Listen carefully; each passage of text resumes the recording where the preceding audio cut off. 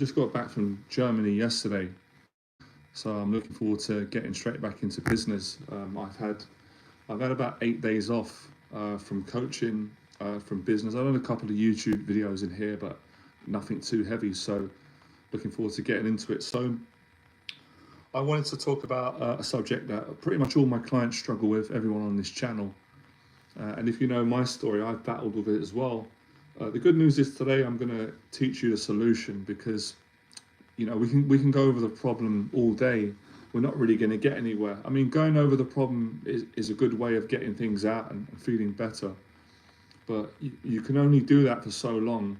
Nothing's going to change, and I'm going to explain how you can do that. I'm also going to answer questions. I'm also going to talk about other things, some of my experiences, some of the challenges that I've been going through. I know people that will help a lot of people.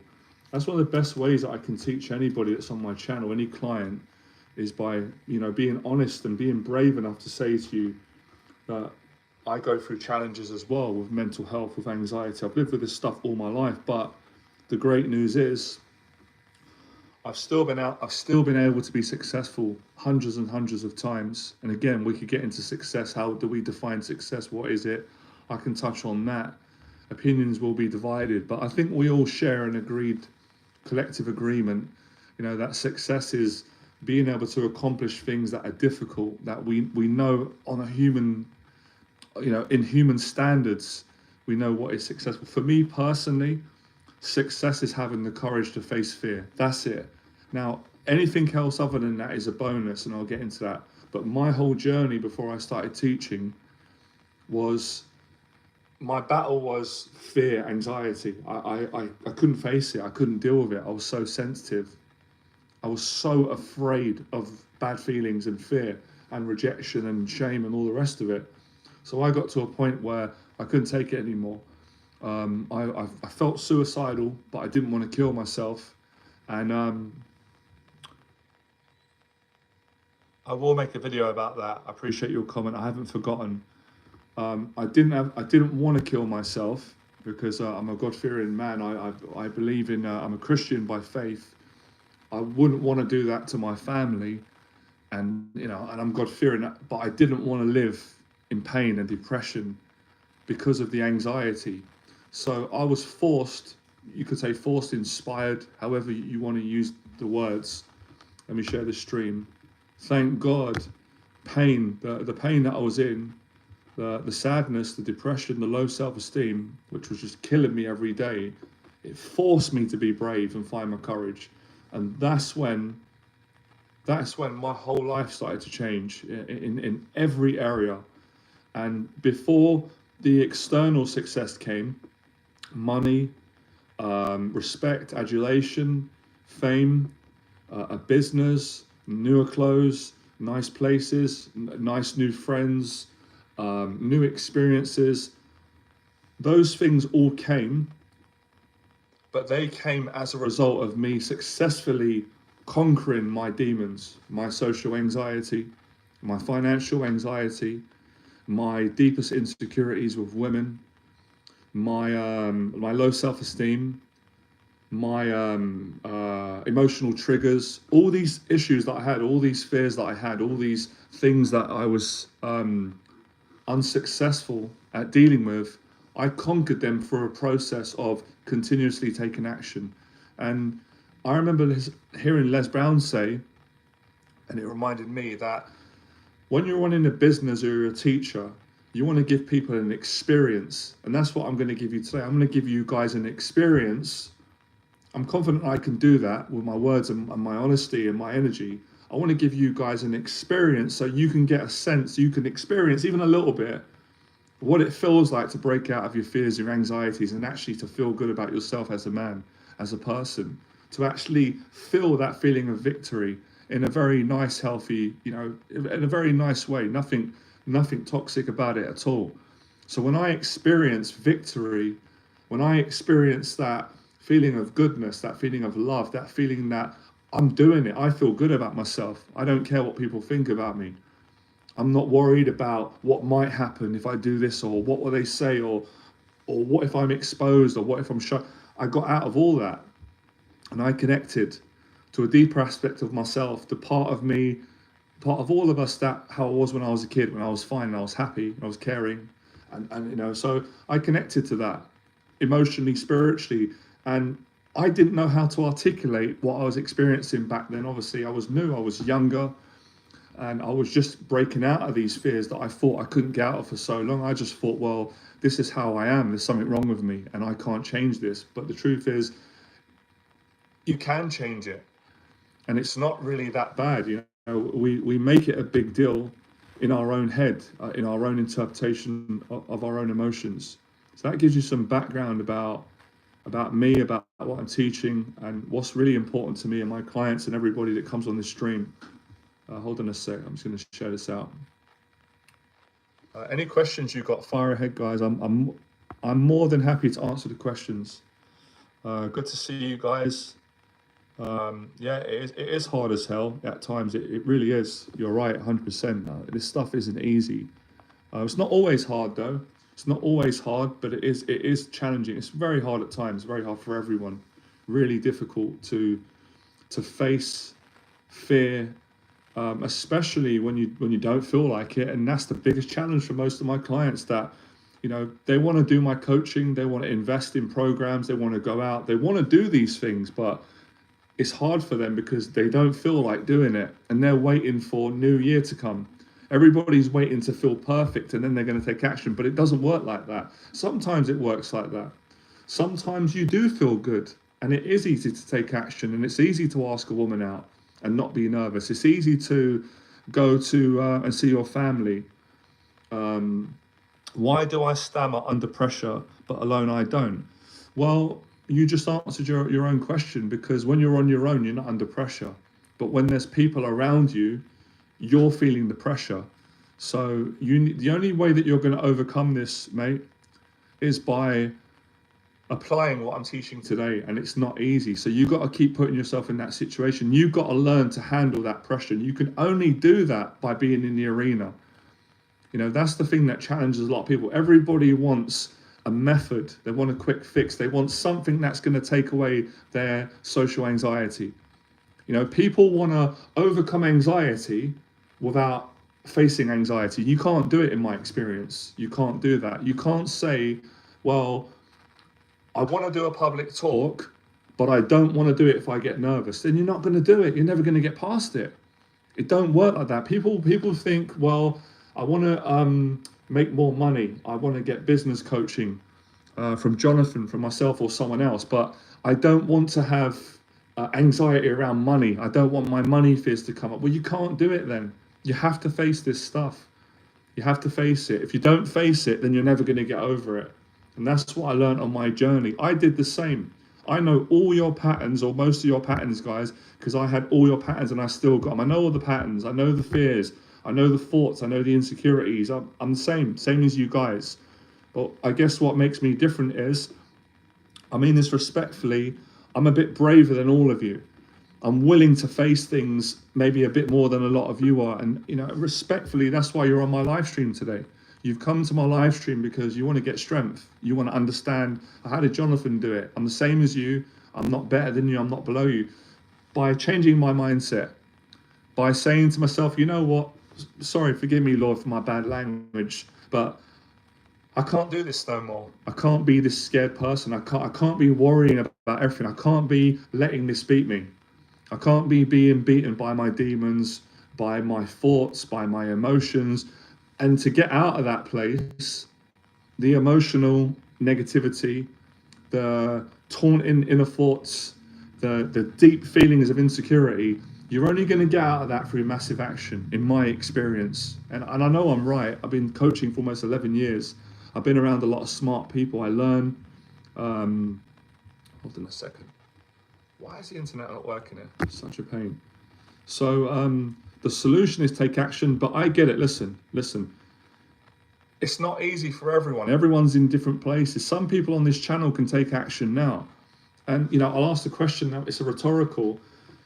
Why is it so many people do my paid coaching? They've got the courage to spend the money. They face that fear of spending a lot of money on my coaching. I don't think it's a lot of money, but let's just say, for argument, my coaching is expensive compared to I guess, regular therapy, right? My coaching is more on the high end level. Well, they want it more. They're more hungry for it. Where lots of you that are scared to spend the money with me are scared to do a program because you know if you spend the money, I'm gonna make you in a kind way, obviously, with your permission. I'm gonna make you face what you don't want to face right now. So money is just a symbol of commitment. So it's like, well, I need an excuse. Well, it's too expensive. I can't do his program. Well, when it's free, you still won't do it. This is for free. All these live streams are free. You don't have to spend the 10K that you would if you did a year with me. Obviously, that's in person. It's going to be better. So if you want to work with me in person and have a friendship and a mentorship and have me in your life in person, then you're going to have to you're going to have to pay the fee. But if you can't do that, that's fine. I'm going to help you for free on the live stream, and you're going to have the connection that you've got with me now on the screen, you know, my words, my story, and so forth. So I'm just trying to really nail home the mindset.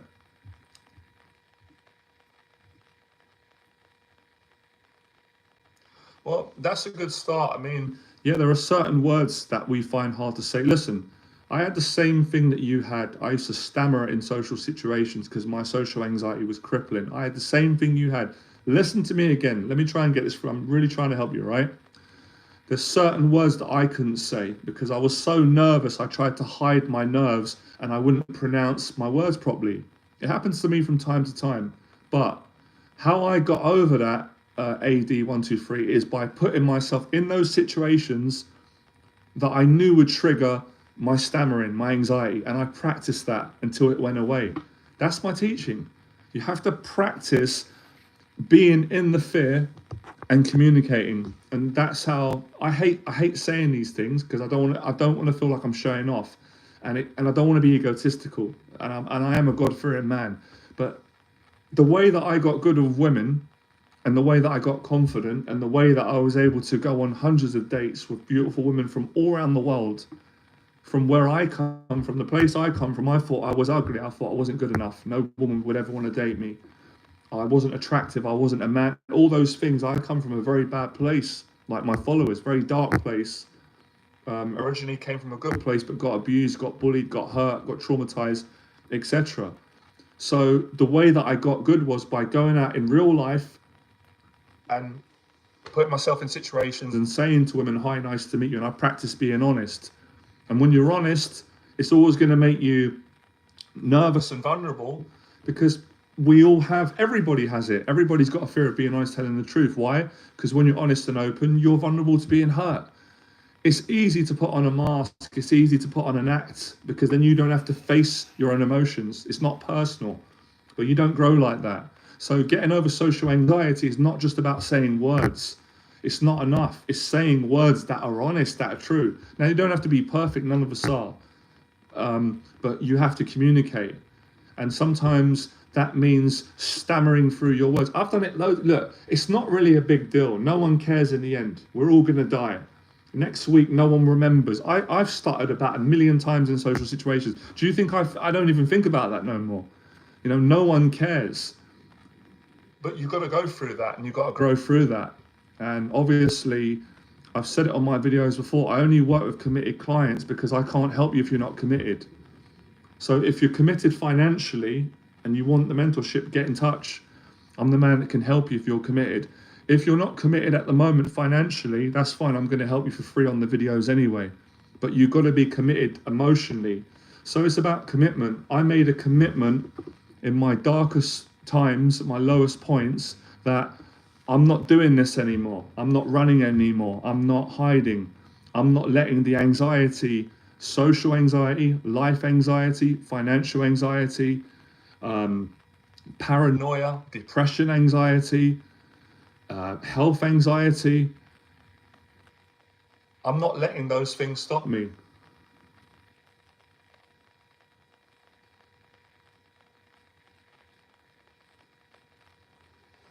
That's a really good question. I like your question.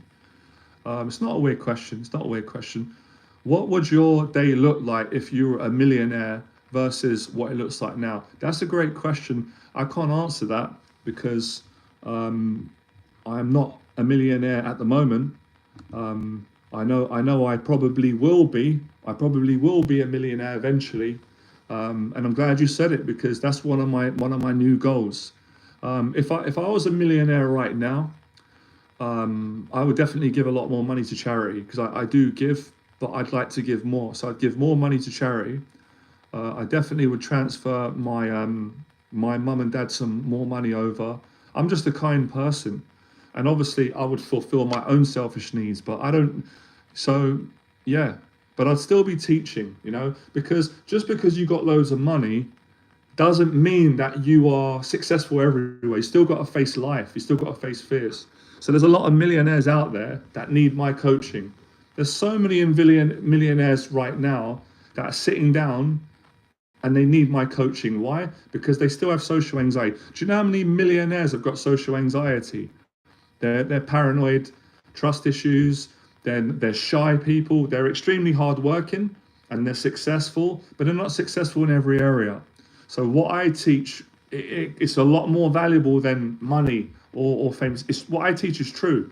What I teach is from the heart is life, and it's not my teaching, but it's the experience that life taught me that I teach others, and I teach people how to face fear. That's what I do. That's what I've been doing for almost 11 years for a living. I'm passionate about it. And in the process, I share with people that I'm scared as well, that I have loads of fears, but I face it.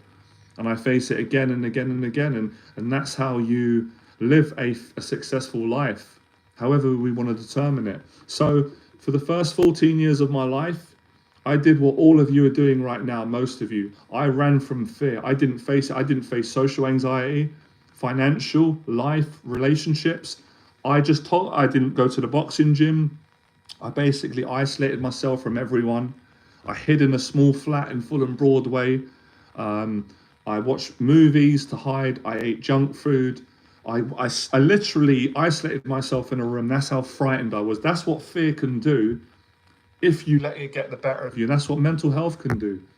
So I know today everybody appreciates what I'm saying because a lot of men are going through these mental health problems. Sometimes we don't like to use that word, and I don't always want to say it, but when I was in that place, I was suffering with mental health problems, but we use nicer words like anxiety, social anxiety, depression.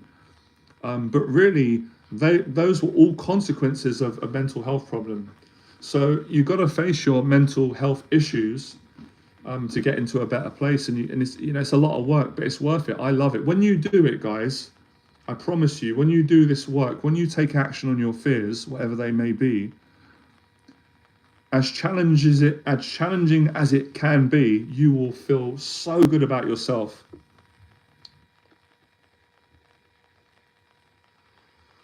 I don't know why the views have gone down. I don't know the answer to that question. I guess it's because I'm not doing the infield videos anymore. I'm not doing the videos where I go out and I approach women in public and I film it. So I think there's a lot of people that have lost interest in the channel, but it's okay for me because I'm doing what's true. I'm at the next stage of my life and my journey's changed, and the teaching is the teaching's massively changed. It's similar but different, but the impact is just as strong. I'm still attracting high paid clients quite consistently. I'm still making a big difference. So yeah, it's a good point you mentioned. I don't really think about it anymore. Someone said it before. I'm not really thinking about the views because I already got loads of views before, and it doesn't. There's this. Let me explain something. It's nice. It's nice if I get a lot of views on the videos, but it's not everything. It's not. It's not as good as people think. I've done it already. I had viral videos. What makes me feel good is I got to face myself, and I got to live my purpose and teach people. Hamburg was lovely. Hamburg was great. My first trip to Hamburg was brilliant. I'll be honest with you, Vivek. This second time was tough. I was challenged for 10 days with my anxiety, mental health, because I'm facing a lot of stuff. I'm taking on a lot of responsibility, which is good. But overall, love Germany, love the people, lovely people. I got treated so well. I faced a lot of fears out in Germany. I knew it would help me to help my clients more. So overall, it was a great experience, but it was challenging as hell for me. But listen, I'm trying to get you guys to understand that a lot of the things that you think are negative are not negative, like when we use the word challenge.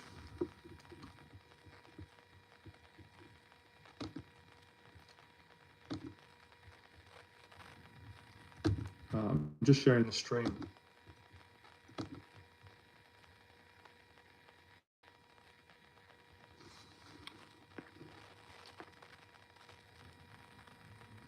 Good evening. Good to see you. Guys, listen, make sure, right? I'm going to start doing these regularly as much as I can. It's challenging because I usually have a client every Saturday and I'm trying to schedule things in, but I'm going to make a commitment to do at least one live stream a week. So every Saturday or Sunday, make sure you guys show up because we're going to work at this long term. This is a long term thing with getting over your social anxiety and making a lot of progress.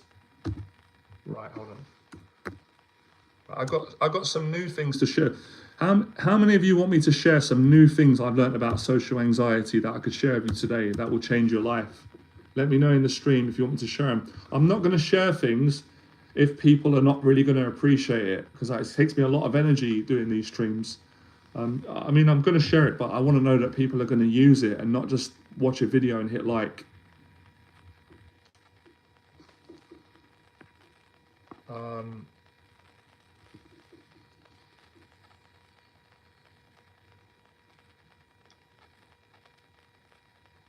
I'm dating someone at the moment. Technically,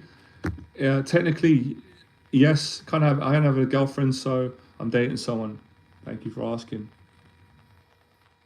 All right, okay. Let me just share this, guys. Like this stream, share it if you're enjoying it. I also want to tell you guys about 2 events that I've got coming up. I'll do that towards the end. I'll be selling my weekend confidence program in this stream. I've also got a free event, 2 events coming up in December that I want to tell you guys about. If anyone is interested at any point, please don't be nervous or shy.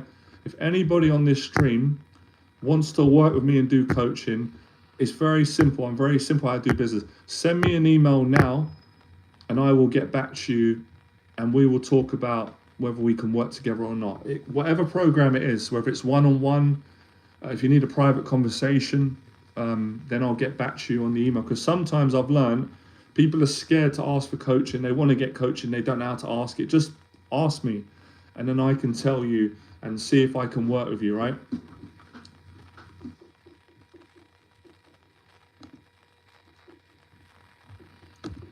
I will get your question, guys. Give me 2 seconds. I'm just sharing all these things. How much do I charge? It depends on the program. It depends on the program. But my coaching is expensive. All my coaching is expensive because I'm not cheap, and the value that I offer is life-changing.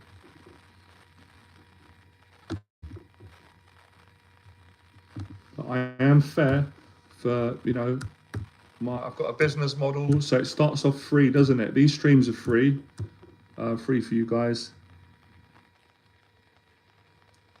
How do you like that? Oh, the video that I done on the suit, yeah? Hold on a second. I will be with you guys. Don't worry, I will be present. Hold on a second. All right. I'll tell you what I'm doing, guys, while I'm looking away. I've got the phone here because it's got the nice quality, and I've got my laptop here, and I can answer the questions easier because on the phone, the questions flash up quick and then they come off and I can't answer them in time. So that's why I need 2 screens. So forgive me if it looks like I'm looking away and I'm looking back. It's because I'm looking at 2 screens. It's the only way to do these streams right. Guys, listen, it's 20 past 9. Oh, time's going quick. I want to be here for Tesco's closes at 11. I've got to get down and get my my salmon and veg and some food. So I want to be on this stream I want to give it a good hour. I want to really go at this. We want to make this count so that when you come off this stream, everybody's going to feel a bit better than when they came on. You're going to be more educated on this matter and we're going to have a good time as well. Right, I found wearing a suit inspirational. It's, honestly, Bobby, I found these little things life-changing wearing a suit, which is, I put the suit, listen, I'll be honest, I wasn't wearing a suit today, guys, right? I was wearing my nice leather jacket. This one, hold on. I was wearing this, which is a nice jacket. It's casual, right? And I thought, no, when I'm doing a live stream and I'm doing my business, I want to show up looking good and being smart, and I'm a professional. And this is what I've been teaching my client Philip. Philip's done my 1 year program. He's done my 10K program. Philip won't mind me saying, Philip's invested what is it, £22,000 in my coaching. Do you know where he is now? He's built his online business. He's a dating coach. When I just spoke to him yesterday when I was in Germany, he's taken on 3 paid clients. He's done he's growing. He's getting paid clients already. We've only been doing this program for a couple of months. He's already getting paid clients.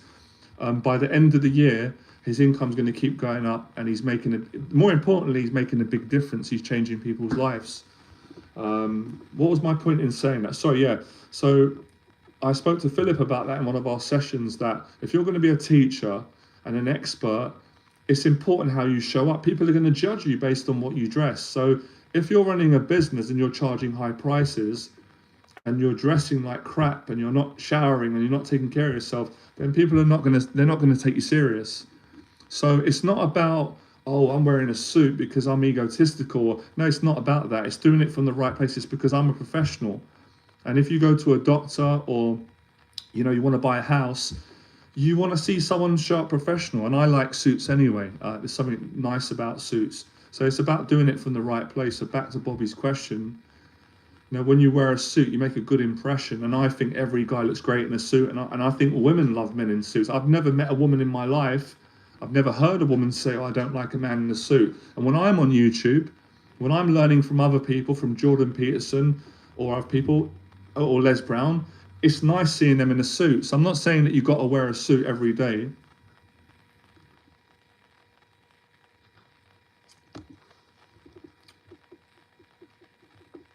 But it makes a difference. It does give you confidence as well. It definitely does. For me, I had fears when I was younger of wearing suits. I don't have that fear anymore. I overcame it. So, anxiety transcends everywhere. Social anxiety is not just the fear of talking to people. It's the fear of also dressing good.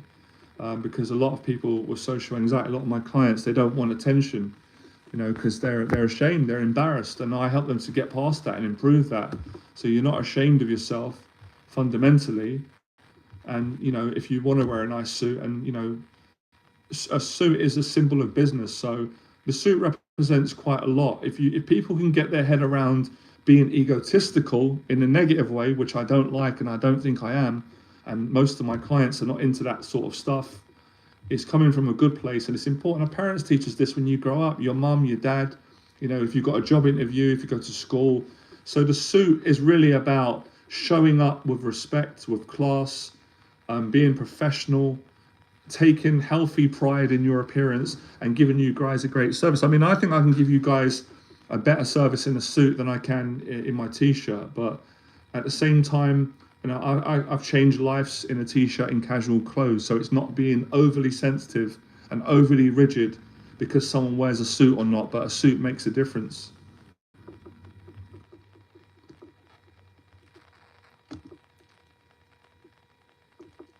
What recent realizations have you had, Jonathan? Spiritual growth, whatever you want to call it. Yeah, that's a good point. I've had a lot lately. It's a hell of a lot, so it's hard to explain. Give me a second. One of the spiritual realizations I've had lately is that life doesn't always go well, and that's okay. I have to unlearn that you have to always be positive, even if you're a teacher. You've always got to be happy. If you're with your girlfriend, it's always got to be good. Or if you're with your friends, or your business, and life's not like that. So I'm not saying that you purposely screw things up and be negative. Of course not. Of course, if we could be happy every day, who won't want to be happy every day? Who wouldn't want to feel good every day? But reality is, it doesn't matter how much money you got. It doesn't matter how tall you are, where you live. We're human. We have a human mind. Everybody's got one thing in common, and a bit more, and we all got a mind. And it's hard having a mind because, as you know, if everyone's honest, it comes with a whole lot of problems.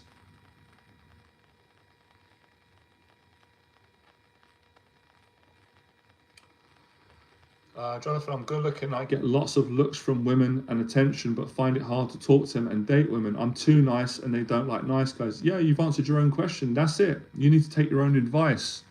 And that's a realization that's a lot of society doesn't really want to talk about. It's not enough just to be good looking. I used to think it was. If you're good looking, then that's nice. That's an advantage. But I'm not going to say names. In 15 or 16 years, I've dated. I'm not going to say I don't know how many women, but it's been a lot. It's not my claim. I'm not proud of it in a way, but I'm saying at least 3 women or 4 that I've dated have said to me that they were dating a very good looking man. Obviously, they didn't say it directly, but a man that was better looking than me, maybe a better looking than most men, but they left him. And the reason why they left him, because it wasn't enough. He wasn't meeting their needs. At first, they were like attracted to him because it was like he's so good looking, and there's a physical attraction. There's a physical, but emotionally, he's weak. He can't take responsibility. He's not facing his fears. He doesn't communicate. He's not honest. He closes down. He's not emotional enough. He's got all these issues, and they get bored and they leave, and they date a guy who might not be as good looking but has more confidence. So it's not enough just to be good looking. I think that will inspire a lot of men. Lots of men. I used to be one of them. Lots of men are in such bad depression because they think that, oh, I'm not. Women don't date me because I'm not good looking, and they're jealous of other good looking men. But it isn't everything looks. Now, if you're good looking and you're confident, then you've got the best of both worlds. So back to what you were saying, yes, that's nice that you get a lot of attention, and I can see you've got a healthy ego from that, which is great. But you need to grow some balls, man. You need to get some courage, and you need to work on that. And well done for having the courage to admit it. But yeah, niceness usually, when guys are when they say I'm too nice, niceness usually comes from a place deep down. Niceness comes from you're not being truthful, and usually underneath that is a lot of pain and anger and actually not niceness. So the nice guy really is wearing a mask. He's not being honest, and all that gets stuffed down. So of course it's important to be nice to women, but not fake nice. 2 types of nice. There's kindness and empathy, and being a man and being a gentleman. This is what I teach men. That's the right way. That's the healthy way. That's what women want. But there's also the false niceness, which doesn't come from a good place. And I think every guy has got to, eradicate that issue. And I was like that myself at some point. I can relate. I was like that. I changed about 16 years ago. I was a nice guy as well, because I was so afraid of women not liking me and trying to please them. And you learn, you realize, and that's where self-esteem comes in. But the solution to all these problems that I'm hearing today from you guys, it's the same solution. It's the same solution. I'm going to write it down. No, it's called take action. Yeah. And the second one is called honesty. All right. And the third one is called love. And the second one is called kindness. And this takes a strong character. To be like this, you've got to practice it, and of course you've got to face your fears, and that's challenging to a certain point.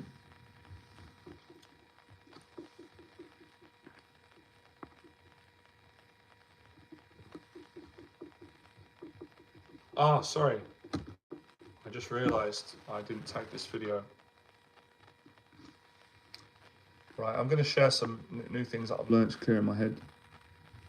I'm just adjusting, guys. I'm still, my brain is still getting used to being back in London.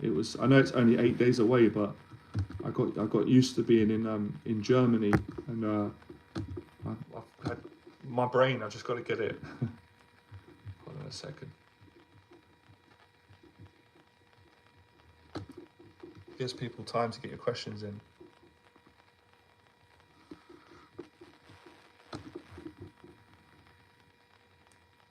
Any questions you got, fire ahead, guys. I'll be a second. I'm putting the tags on this video.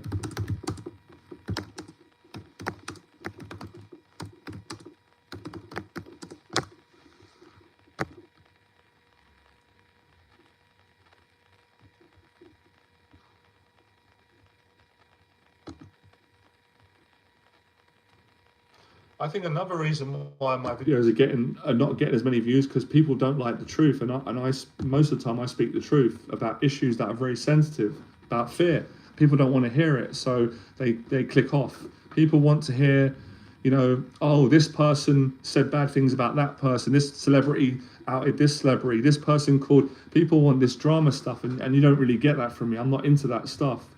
So I guess at the moment, which is fine, we're going through a stage where the truth doesn't really sell to the large masses. People don't want to hear about growing. People don't want to face their fears. People don't even want to admit that they've got demons.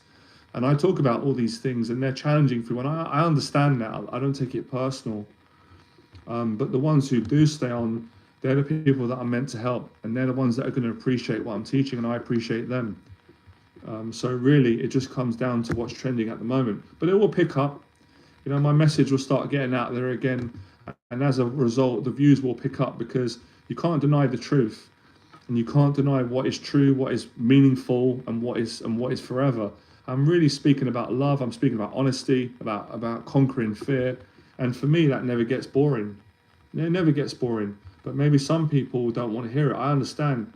This is not me feeling sorry for myself, but my whole life I always felt different to most people. At school, I used to get shouted at by the teachers because I would speak the truth. I wouldn't just sit there when things were going on and they weren't right. I would call it out, and they'd be like, "Ash, you can't say that." And I'd be like, "Why? Why? But it's the truth, though. Why can't I say it?" "Well, you want me to tell lies?" So some of that goes on as well. But listen, I've had a good run. I had the time of the viral videos, all that stuff, and I've experienced that. So it's not really a big deal for me. My life doesn't revolve around YouTube views, and if it did, I'd be depressed. Mate, that's a good thing. I don't drink alcohol, and I feel women don't want. That's just not true, man. It's not true.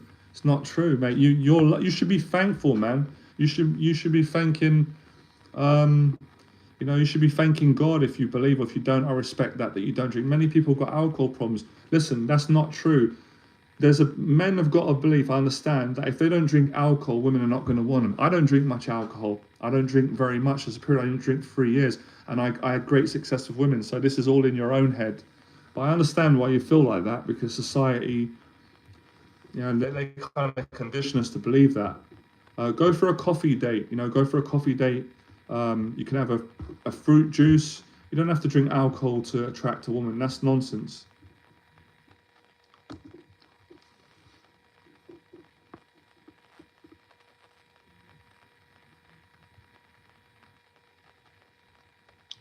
I'm having a baby with a girl who isn't my girlfriend. What? I'm having a baby with a girl who isn't my girlfriend. Yet what do? Make her my girlfriend for the baby's sake. I can't really answer that question for you, Ryan. I really can't answer that because I'm not in your relationship. I can't really give the answer. You've got to make that decision. I don't have the answer to that question because I'm not in that situation, and I can't. That's a difficult one because that would just be my opinion. It's really about what you want to do. You got to do what's right for you. If you're having a baby and she's not your girlfriend, then you got to make a decision. But I understand these are challenging things. You're welcome. Yeah, it's a challenging one. Well, what does anyone else in the stream? What do you guys think about that? First of all, congratulations on being a father and having a baby. How do you feel about that? And second of all, how do you feel about the girl? Do you love her? Does she love you? Are you getting on well? If you could tell me that, it might help to maybe answer the question. Or is it a case where you were just dating her and she got pregnant and it wasn't planned?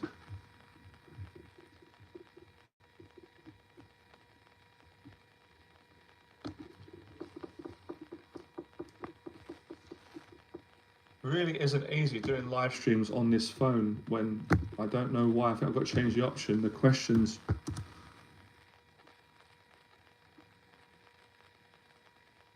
Oh, I see, Ryan. That's a tough situation to be in. But you know what, man? On a positive note, well done, because I've got a lot of respect for you. You've got a lot of courage. You live in life. It takes courage to do that. It takes courage to achieve what you've done. So I consider that really successful. But relationships are challenging. They're so challenging.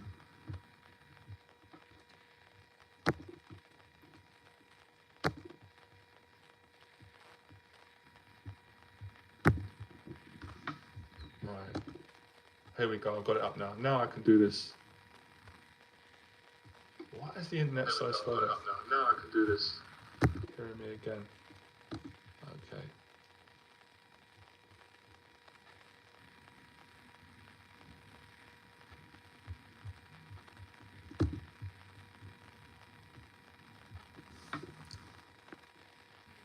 Right, what I'm going to do is, guys, I'm just going to keep teaching and talking. You can interrupt me anytime. Get your questions in. So just because I'm speaking doesn't mean that you can't interrupt me. I want you guys to interrupt me. I don't just want to come on here and just speak, because I do that. I coach people, and I love that, and I do videos. So I actually enjoy it if you engage and ask me questions. Then I can be more accurate with giving you what you want, rather than just saying what I think is important and what will help you, which it will. So we'll work it that way.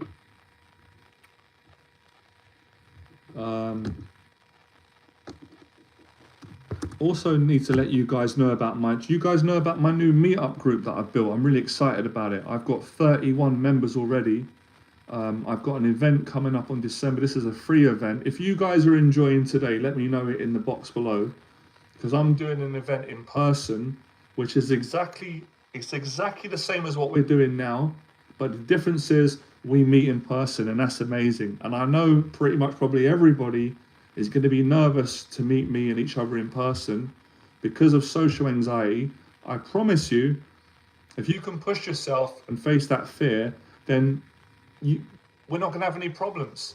That's really where most of the problems stem from on this channel. I know it, because I have the same, and I had the same, and I made progress with it. Social anxiety, nervous about meeting new people or people that you know.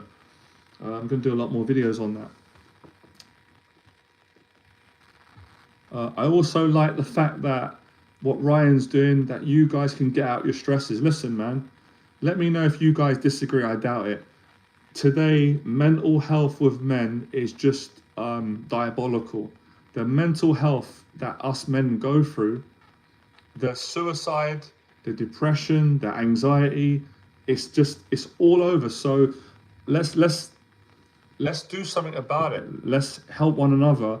So anything that you're struggling with, get it out in the live stream. And I might not have all the answers, but getting it out is going to help you to feel better. That's a good start.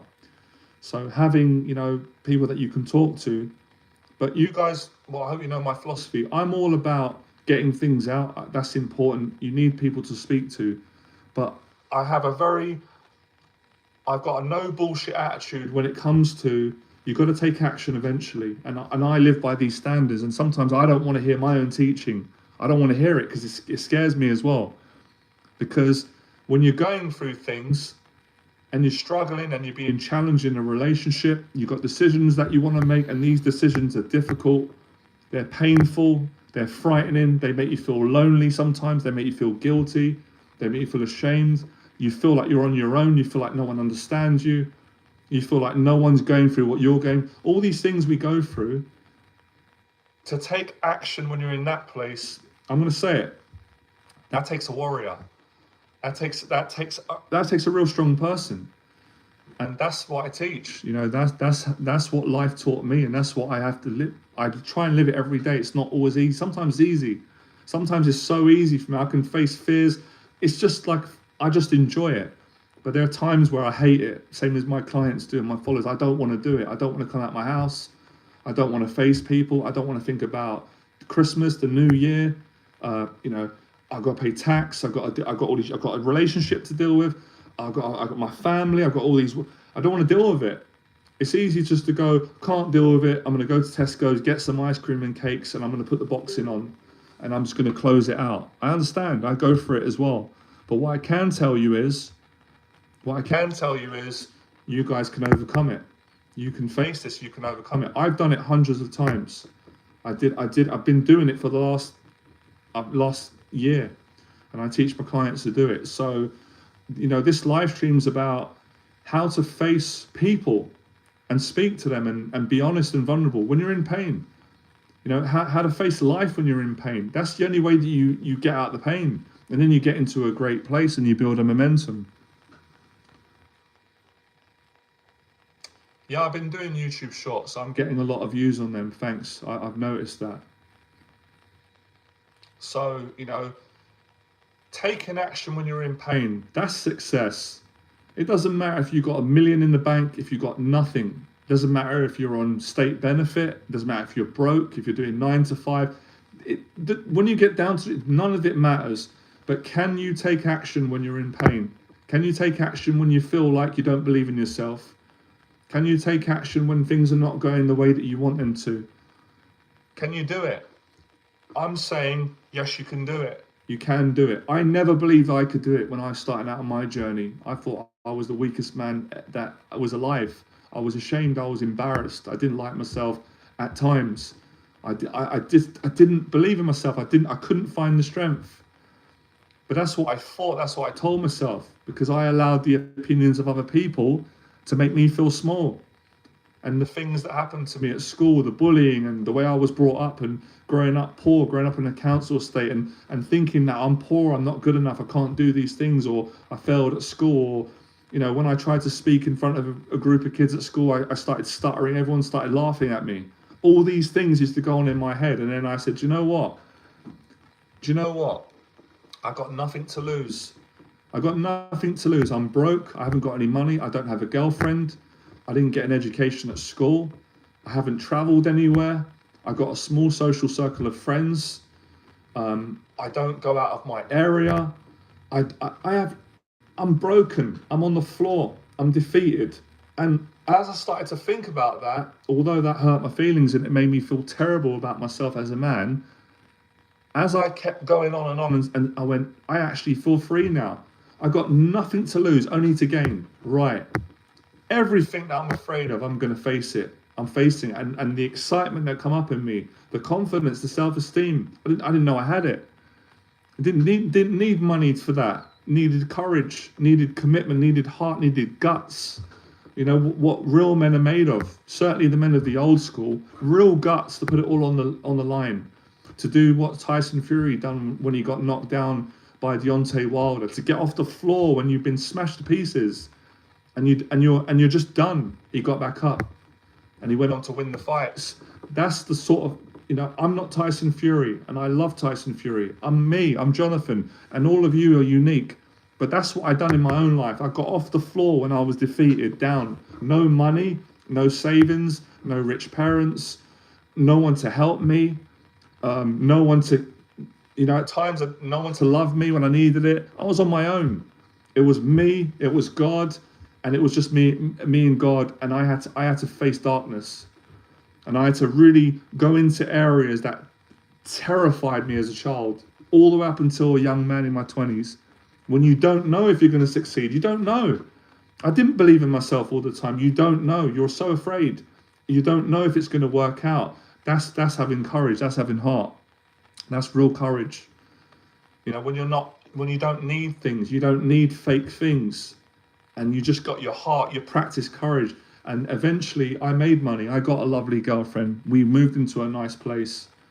I got past feeling ashamed. I overcome the stuttering. I overcame the inability to make eye contact with people. I overcame the fear of being myself, being who God made me to be, rather than being the person that society wants me to be, which is a miserable person, which is a scared lamb, which is someone who's got no opinion, which is someone who's not honest. No, I didn't want to be like that no more. I couldn't do that no more. That was worth dying for. I was already dead. I was living and breathing, but I was dead inside. I was existing in a life that I hated. Most of the time doing jobs that I hated. I didn't work for people that were not kind. They weren't honest. They were nasty. I didn't want to live in that place anymore. So I was willing to do whatever it took to get out. And if that meant more failure, so be it. Because when you're down, the only way is up. And when you're up, you never really appreciate that you're up, and you never believe that you're going to be down again. But when you're in the middle and you're balanced, you're better. So it's about picking yourself back up, regardless of the challenges that you're going through, and taking action one step at a time. And you start to build a confidence that comes from that. No one can buy that from you.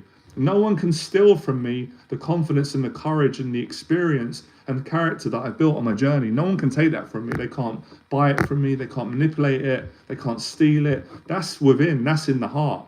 There's no amount of money that can buy it. And that's what I teach. What I teach is from the heart. It's heart, it's courage. And when you face it, that grows. And it takes time.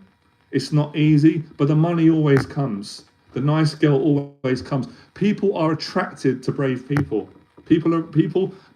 Yeah, some people will hate you. There's people that hate me. I understand. They hate me because I'm honest. And I'm honest about the fact that I haven't always been honest in my life. I'm not perfect, but I'm true. And I face stuff and I talk about things that they're dealing with, but they don't want to speak about it. So I understand they're going to hate me. They're going to be angry because I trigger them. And they trigger me at times. That's life. That's how you grow. So all these things are important.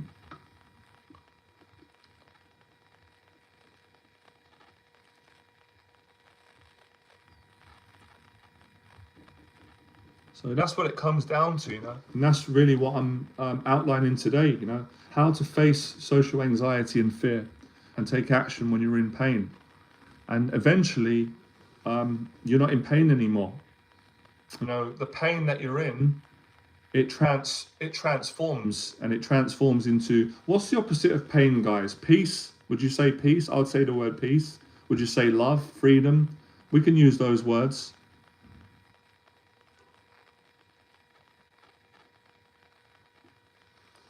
Yeah. All the money in the world can't buy heart, can't buy courage. And if you haven't got that, then you gotta spend some time soul searching and finding it.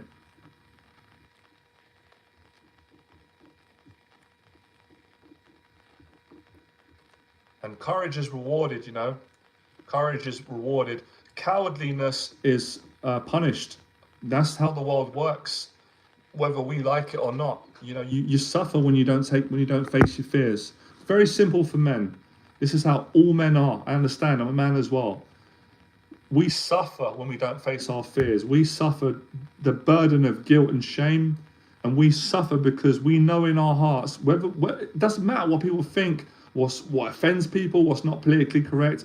We're living as cowards, and it's no different for me. I was suffering with awful mental health problems. Obviously, it's a sad thing. I didn't choose to have a mental health problem. Most of us don't, right? But nonetheless, I suffered with terrible mental health problems. Obviously, because I was traumatized. Yes, there's some of that. Things happened to me that weren't nice. But ultimately, I suffered because I chose to live as a coward. And that was what I got. For the first 14 years of my life, I ran away from anything that frightened me, that challenged me, that stressed me out. Anywhere where I could potentially be judged, where I could fail, I avoided it like the plague. And I chose to live as a coward. And when that got to a point where living as a coward was unbearable for me, I was in agony most nights, couldn't sleep, panic attacks in the morning, anxiety attacks all throughout the day, deep, dark depression, sadness, sorrow, anger, hatred towards myself. Can't do this no more, man. Can't do this stuff anymore. I knew I was always a good person, good heart. I got to get past these issues and demons, most of which originate from my childhood. Some of them are ancestry. They go back into my family. Some of them are from society. Some of them are, other people's stuff, whatever. But it's all ours to own, as David Goggins says. And I had to face it. And when I faced it, oh man, wow. How did I feel about myself? This is how I want you guys to feel. I'm trying to use what I felt. How can I say it? What's the words that I felt? Words are hard to describe the feeling. I felt free. I felt myself. I don't think you can put a price on that. When, feeling yourself and being happy with who you are and being proud of yourself and having that connection, can't put a price on that. And that's how I felt when I faced my first major fear. And that's what gave me the realization, wow, here's a solution. I didn't know it was this. It wasn't logical. My logic would say, if you're afraid of something and it makes you nervous and it makes you anxious and awkward, stay away from it. Don't go near it. Leave it. No. I'm ashamed of that. I don't want to admit that. I want to hide from that. I don't want people to know that about me. Avoid it. Avoid it. It doesn't exist. No, that's not how you do it. It doesn't work. It doesn't work like that. You face it and it goes away. Same as a bully at school. You know, we've all been victims of bullying. I got bullied a lot growing up by lots of people, and I was terrified of them. You know, if they looked at me, I look away. If they shouted at me, I'd panic, shake. And I remember one day thinking, can't do this anymore. I'm not running from this guy anymore. I don't care if he obliterates me in front of the whole school. I'm going to stand up to him. The next time he tries to bully me, tries to stare at me, makes fun of me, says things about my mum or my family, he's going to get it. You know, self-defense. I'm not advocating violence here by any means, guys. I'm sure you know. I'm just telling my story. I'm speaking about standing up to fear. And I made a decision. And the next time that he started calling me horrible, heinous names, I said to him, if you speak to me like that again, I'm going to knock you out in front of everyone. I'm going to smash your head in. Or you better smash my head in. Because the guy was bullying other people and hitting people and taking their money and spitting on them, doing horrible things. And the shock in the bully's face when I said that, he was like, what did you say? I said, you heard what I said. If you put your hands on me again, I'm going to smash you all around the playground. So I'm getting my passion out of my story. And he got scared. And that's when I realized that I'm not a weak person. I'm not a weak man. I'm a good person. And I can stand up to bullying. And all that was the education on fear. You know, whether it's a physical bully at school or in your life or your own fears, you've got to stand up to it. And when you stand up to it and you face it, you overcome it, and then you feel fantastic. And then you grow as a person. So, same solution really for all the things. It's all the same. Financial fear, social anxiety, changing jobs, taking on responsibility. You got to face that feeling. You got to. As he says in Batman, you know, he was terrified. His parents were murdered. You know, he was angry. He felt guilty. He blamed himself. He was afraid of bats, and he said, in order to overcome fear, I have to become fear. And what it really means is that you have to face the very thing that you can't bear to face. Jordan Peterson talks about it. We build it up in our head as it's this big imaginary monster that's judging us and bullying us and terrifying us and knocking on our door and threatening us and making us paranoid and scared. You've got to face it. You've got to open the door and say, what do you want? When the Teddy Atlas, beautiful stuff. When the monster comes knocking on the door, are you going to open the door and say, what do you want? What's the problem? Or are you going to close the door and you're going to hide in the bed? Because if you hide in the bed and you don't open the door, then it's got you forever. Then you're not free. So, you know, this is what I did on my journey. That's how I became successful. It's not for the faint-hearted. It's not easy. You know, success has already cost me one mental breakdown. I've overcome that. Success cost me, when I first started, I lost my whole social circle. I overcame that. I made new, better friends. You know, success has cost me a lot. But you know what costs more? You know what's more detrimental? More than any financial debt? Living as a coward, not facing it. That cost me my soul at one point almost, until I got it back through faith, through prayer, through failing. I'm not perfect. I failed loads of times, but I never quit. I would never quit on my dreams, my faith, my mindset, how my father brought me up, my passion to help people. That's why I speak the truth. And I don't care if the videos don't get views, they make an impact. And I know there's a lot of people hearing my message right now, and they are inspired by it. They're going to change their life. It's already happening. So I'm not afraid to go first and tell the truth and talk about the things that us men are really going through. But guess what? The good news is, if we face our fears, which I know everyone on this channel will do eventually, with patience and time and love and dedication and passion and drive, we will grow through it. We will overcome it. So it's not just about what you go through in life, it's what you grow through. And some people, which is their choice, they don't choose to grow through it. I've done it. I'm not judging. I'm just pointing out the truth. So, you know, it sounds a lot when I'm saying all this stuff. It's like, oh my, I can imagine what people are thinking. Oh my God, this is so deep. This is so scary. It's very deep. Why is he talking about this? But when you get down to the actual action of it, it's very simple. You don't have to speak all these things. I'm just getting them out to help you guys and myself in the process. It's action. But of course, in between you saying, well, I'm really afraid to speak to that person in case I start stuttering. In between you doing that, which is quite simple, you know how to say hello to a person. You say, hi, excuse me, how are you? How's your day? Nice to meet you. My name's Bobby. Nice to meet you. My name's Jonathan. What's your name? How's your day gone? What are you interested in? Or did you see the boxing today? It's pretty easy. But in between you thinking about it and doing it is up here. The demons, the fears, the overthinking. Oh, what would that person think about me? What if I upset them? What if they get angry? What if they shout at me and it scares me? It reminds me of when I was, a child and my mum used to shout at me. All these fears. When you keep facing them, you're not really, you just get used to it, and it's beautiful. Then that's when, and then you have the honeymoon period, and that's when things go well. That's what happened to me. I had the honeymoon period. Great White Shark asked me a question. It's a beautiful question.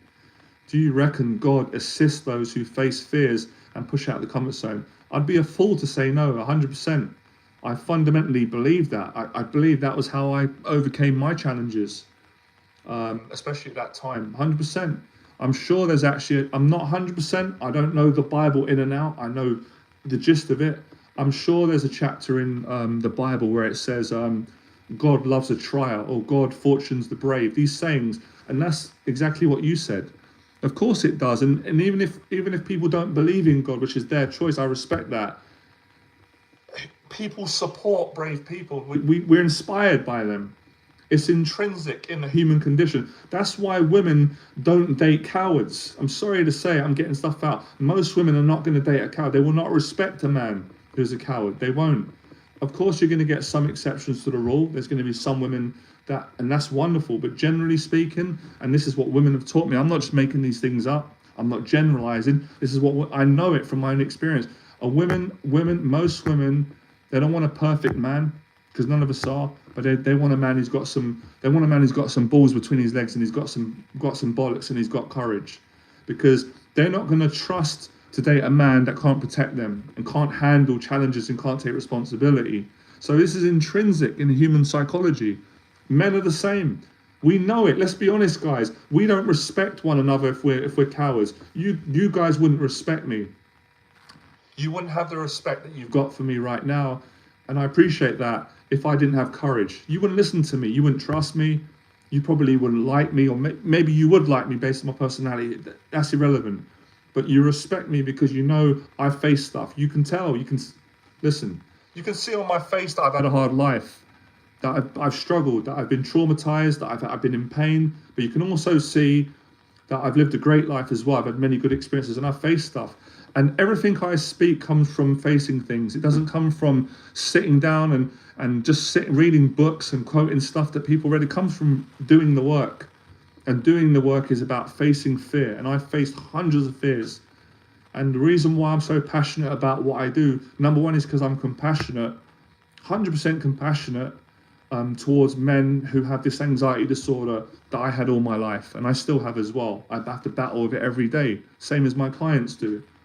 The big difference is I manage it a lot better now. And I'm a lot more confident and braver. And I've grown as a result. But I still have it. And I'm not ashamed of it, and I don't care what people think. I'm proud of who I am, what I've done, what I've accomplished, not despite having a mental health problem or an anxiety disorder, but because of my anxiety.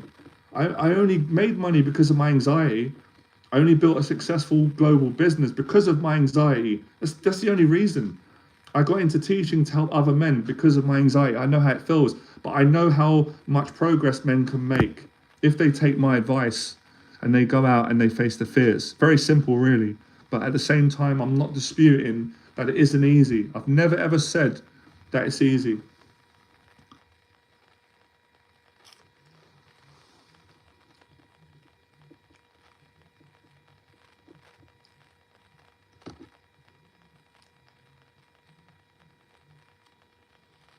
So,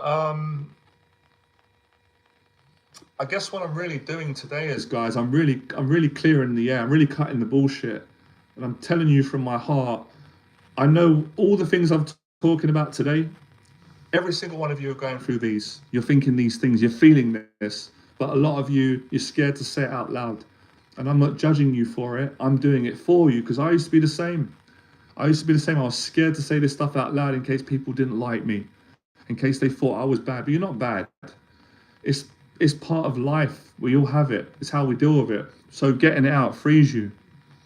You can add me on Instagram by writing in Jonathan, Confidence Coach Jonathan. Hold on a second. I'll get my Instagram link. So I'll let the air clear.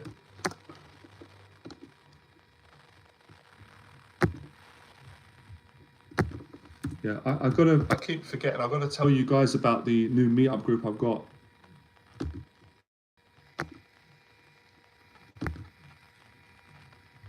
By the way, some of you are going to check out this live stream later on. I really appreciate it. So some people won't be on the live because they're not going to be around. They're not going to see it, but they're going to watch it as a... So I'm going to leave this on YouTube. It's going to be a video after. So those of you that are on the video now, it wouldn't be live, but I want to say thank you for coming on the video, and I'm glad that you're getting a lot out of it.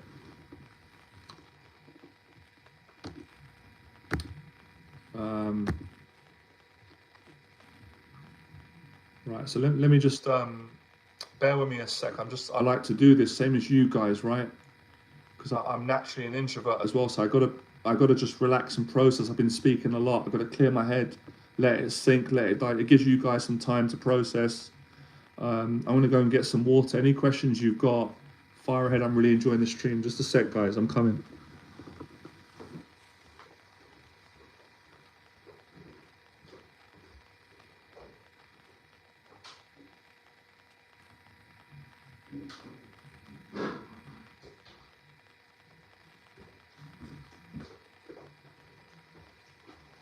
Isn't that a blessing? I just found a whole sparkling water in my fridge. I didn't even know I had that.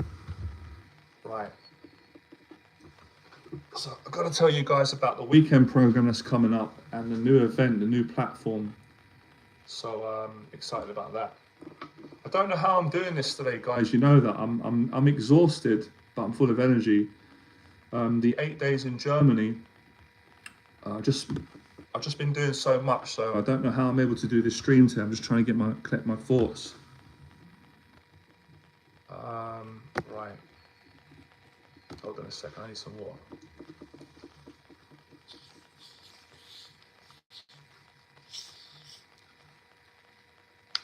But I understand. It's not easy to hear this stuff, is it? The stuff I talk about is very truthful. It's very deep. It's very hard hitting. But listen.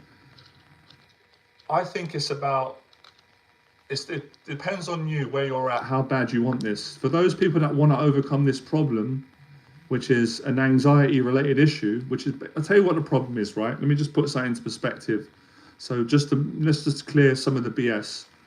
Every single human being that's alive on planet Earth, it doesn't matter whether they're a man, they're a woman, they're rich, they're young, they're old, what background, what color, what creed, what religion. Every single person on planet Earth suffers with a thing called anxiety. And the reason why we suffer with anxiety, and Jordan Peterson's right, is, well, number one is because we're aware of our own immortality. Sorry, not immortality. That's the Irish in me, sorry.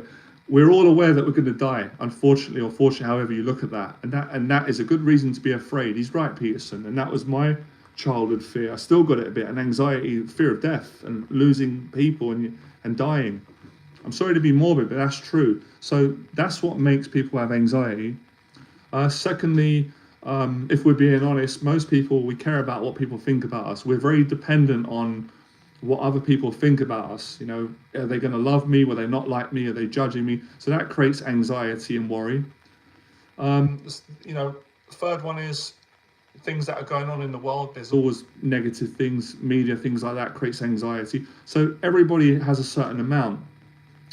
I'm not really interested in that because that's just obvious to me, even though people don't want to admit that. That's up to them. Listen, if people want to lie, if people want to pretend that they don't have anxiety when I know that they do, that's fair enough. But the major problem that my clients face and people that follow me is they can't find the courage to act despite having anxiety. So none of us are abnormal, like Jordan Peterson says. I'm not going to be surprised And I've had all types of lovely people approach me or message me and say, do you know what? I don't really want to tell anyone this, but I've been watching your videos. I've heard your story, Jonathan, and I have all the things that you talk about. And women have approached me. Even girls that I've dated have said to me, you know what? I watched your YouTube channel because I don't always want them to see it, right? Because sometimes I like to have some privacy, but now I'm fine. I watch your channel, what you teach men. I have the same problem you do at work. I have anxiety. I'm not surprised. So people can't lie to me and hide it. I know they have it. I know the symptoms. I've lived with it all my life. So it's not judging anyone. We all have it. That's not what I'm interested in. I'm interested in teaching people how to move forward in life despite having the anxiety. That's when your life is amazing. That's my realization in my life. That's what saved me. I was looking for answers before. Don't run out of me. Hold on. This internet. I was the same. When I was naive, I used to think there's something wrong with me. There's something wrong with me. Why am I nervous? Why am I anxious in social situations? Why do I worry a lot? Everybody's normal. I'm different. I'm weird. I'm less confident. They're better than me. They don't have issues.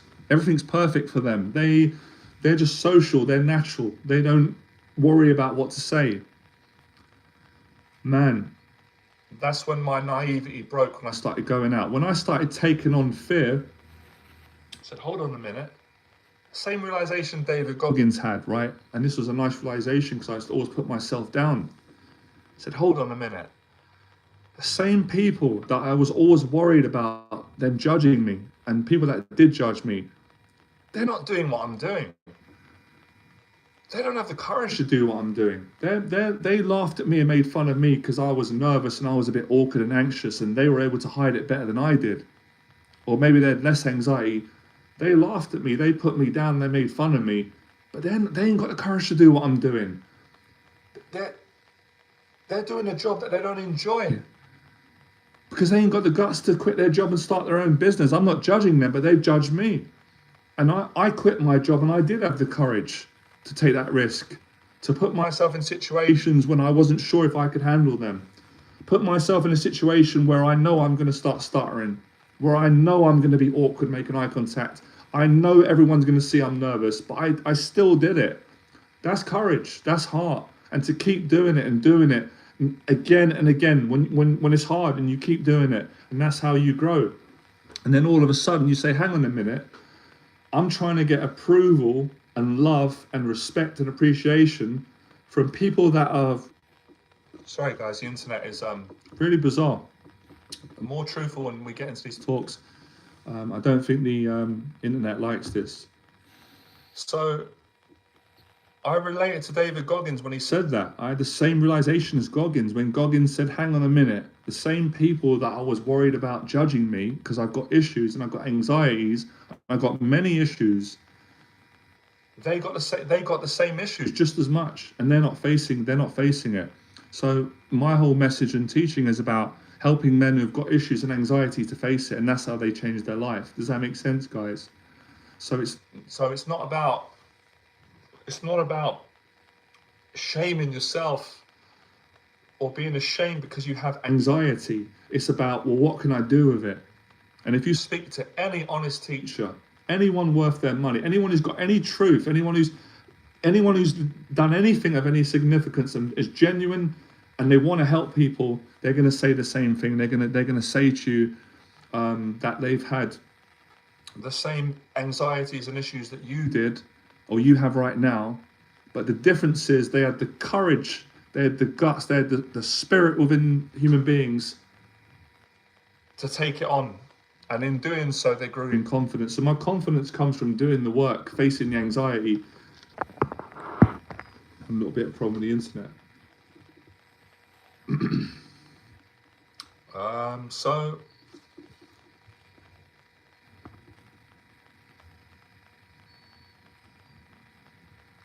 yeah, I know the time's flown. It really does.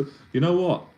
Time goes quick when you speak the truth. When you're honest, the time flies. When you're talking nonsense and you're doing small talk, it takes. Have you guys noticed that? That small talk takes hours. Boring, isn't it?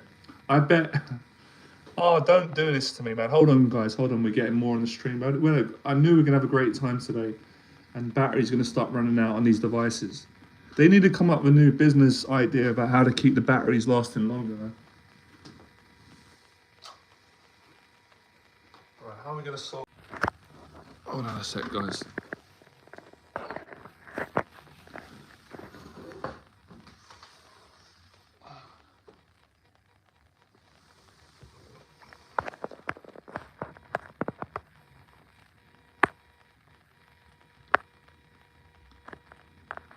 Can't believe that the batteries ran out just a second.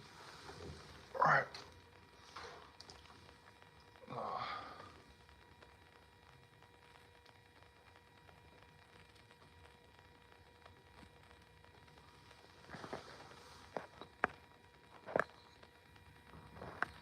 I might have to start this stream again. How much time we got left?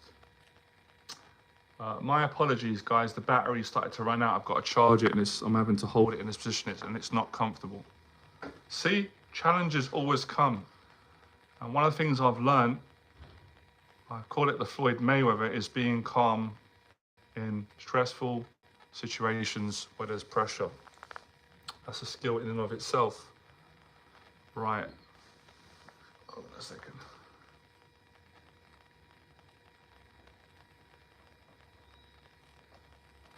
I did cover a lot today, most of what I wanted to say. So that's the teaching today. It's not logical. It's more emotional, and spiritual is take action when you don't feel like it, whatever you're going through. I mean that within reason. Obviously, if someone was going through terrible mental health problems, then of course they're going to have to get professional help. Yeah, one of a kind, Mayweather.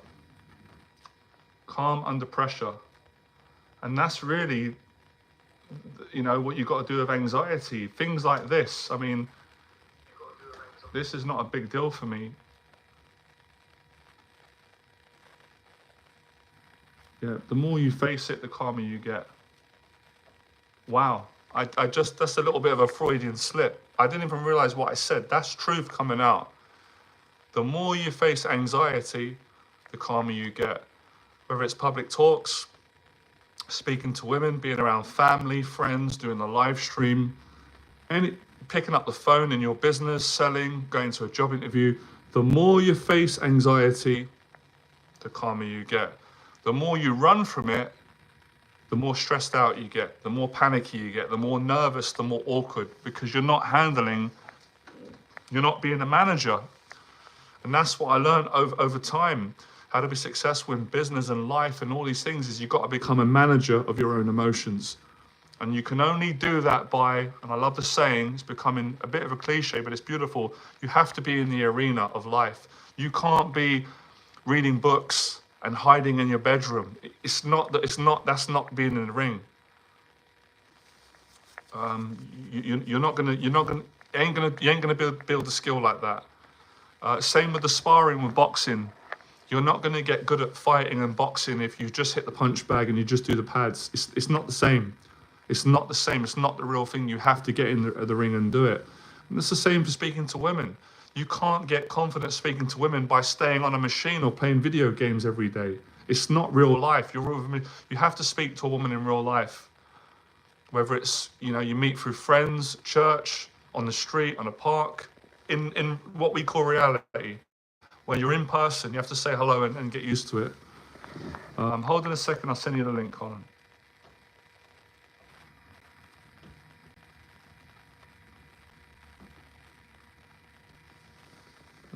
I'm just charging this phone and we'll get back to it.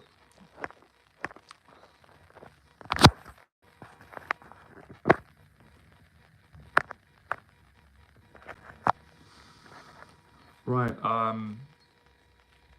what's the time?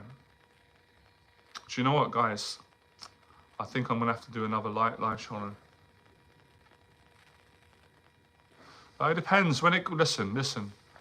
It's just about keeping things good values. For me personally, when it comes to paying the bill of a woman, it's give and take. If you're gonna ask a woman out for the first date, I would pay for it. But then, within reason. Doesn't mean you pay for everything. But I wouldn't pay for the bill every time. As a matter of fact, I'm never afraid to speak up about that. If I go out with a woman If I pay the bill the first time, that's fine. The second time, fine. But if I'm paying the fourth, the fifth, the sixth, and she's not putting her hand in her pocket, I'm not going to go out of a woman like that, for me personally. So it really comes down to, what are your values? Everyone's values are different. Everyone sees it differently. But I don't think you should be paying for all the bills. I think the woman should make an effort as well. So it's not about being a cheapskate, and it's not about being a tight ass. I think you should be a gentleman. You should treat a woman with respect, but you also have to have boundaries. And of course, there are women out there that are going to take advantage of you if you let them. But there's a lot of good women out there. I tend to attract women that are good women, that have got good hearts. So they're not gold diggers. They won't. I won't do it anyway. I'm not that sort of man. I'm a nice person. I treat women with respect, but I'm not. You know. I'm not a pushover. I'm not just going to be paying for things because I'm afraid that she won't like me. I would never do it.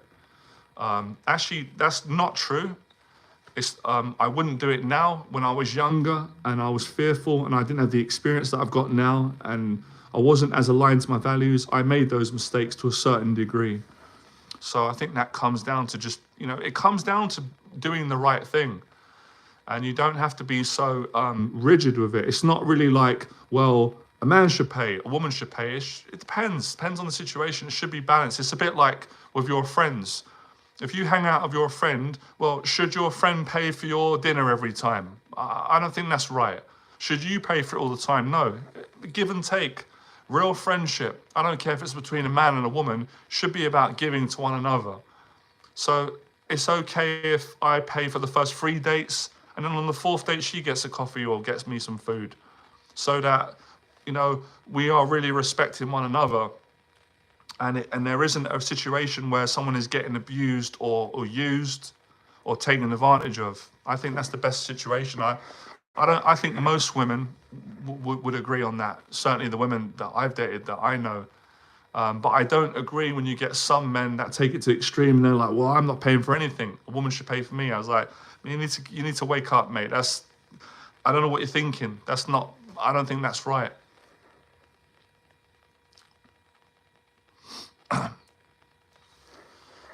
So let's read this. Do you believe attraction can be built, or is it better to only deal with ladies that are attracted to me from the jump, if that makes sense? No, that makes sense. I think it's a bit of both. Attraction is a complicated thing. It's very complex. I understand it. It's not easy for me to explain it on a live stream, but I know attraction when I experience it. So there's going to be some cases where there's what I call instant chemistry, where a woman is attracted to you straight away at first sight, and your personality and your whole demeanor. But there are a lot of cases where a woman might not be attracted to you straight away. One of my most serious girlfriends said to me when she first saw me, can you believe this? She said, I wasn't attracted to you physically. You weren't my type. Can't believe she said that, right? I forgive her now. But she said, when I got to know you, you made me laugh, you're funny, your personality, I felt safe with you. She fell in love with me. It took a bit of time. So with that said and that understood, and answering your question, it's a bit of both. Attraction can be built, 100%. Women are attracted to confident men that are taking action, kind men, empathy. A lot of women are looking for qualities in men. I'm not saying every time that they like in their father. They're looking for a bit of that father figure, strength, good qualities and stuff. So it's a bit of both, definitely a bit of both. It's not just one or the other. Because if that was the case, then every single relationship between a man and a woman would only be formed based on those two people fancying each other straight away. And that's not the truth. And that isn't true in my experience. But I've always helped men to build their confidence so they've got every chance of being more attractive to women and creating attraction. But in my experience, I'm going to give you some extra here, right? Work this coffee off. What attracts a woman is honesty. And I know society doesn't even want to speak about that. It's almost like they're not going to agree with me. I don't care what they think. I know it's true. I've experienced it so many times. The honesty, because why? Because it takes courage and it's refreshing, in the right context. So honesty creates attraction, vulnerability, confidence, and then of course, everybody's got their own unique personality, their energy and stuff like that. All right, hold on a second. Should give me a few more minutes on the stream. Charged it.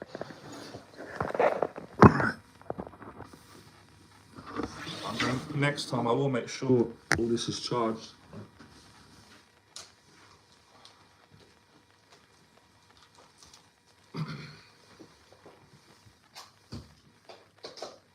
Right, problem solved. Now we've got internet. Sorry, the battery's good. I'm coming, gentlemen. Okay. I want to tell you guys about this group and about my weekend program coming up. Right. I had 3 coffees today, so I'm a bit buzzing.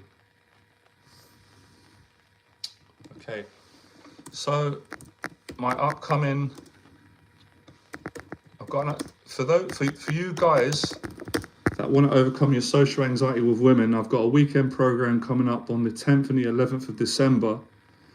It's the Christmas weekend program. It's a weekend where I'm going to take you out for a weekend, and I'm going to help you to speak to women with honesty, confidence, respect. And I'll be straight with you guys. I'm not showing off or being big-headed. I hope you don't receive it that way. This is how I've met all my girlfriends. I'm dating a nice person at the moment, and I met her by being honest, by not using tricks, just saying hello, being complimentary, and that's how it happens. So on the program, it's great because I take 4 students maximum, so there's going to be a small group of us. We really do have a heart-to-heart conversation with one another, and I take you out and help you. And listen, I can't guarantee you're going to get a wife on the program or a girlfriend. It could happen. It's not impossible. What I can guarantee you is what you are going to get, what you're going to gain, you're going to gain confidence. The value is in the experience. When people say, well, why should I invest in a weekend program? Why am I going to spend my money? Why am I going to do that? Well, you've got to ask yourself that question, because I don't need to convince you, because I know why many people do that program all around the world, because it's important to them. And how much do you value getting over your social anxiety and improving your relationships with women? How much do you value it? Does it mean more to you right now than sitting at home and watching Netflix and eating cookies and popcorn and being depressed? Because if it does, get in touch, because I can help you. That's my sales pitch. Don't eat cookies, don't watch Netflix, because cookies are expensive these days with the inflation. Take my weekend program, it will change your life. So, at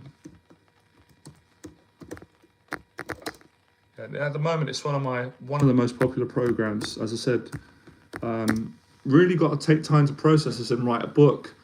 I've been getting worldwide clients for years now, but lately, a lot of clients are coming on the weekend program, especially guys that they don't want fake relationships. They're not into tricks and all that stuff. I don't teach that. They want a real meaningful relationship. They want real connections with women.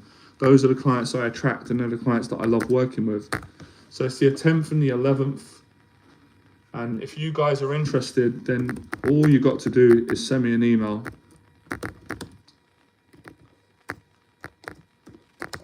I think you guys, listen, I don't think I need to explain to you what you've got to face. You guys know deep down what you've got to face. Is it an easy weekend? It's not easy. It's not easy. Is it fun? It is a lot of fun. It's challenging. Why is it challenging? Because you've got to get uncomfortable. You've got to face your social anxiety. You've got to make eye contact. You've got to face the fear of stuttering. You've got to face rejection. You're going to get rejected. You're going to get awkward. You're going to experience pain. You're going to get negative thoughts. I'm not selling this very well, am I? But if you can handle that, which I know you guys can, you're going to get a great relationship. You're going to get confident.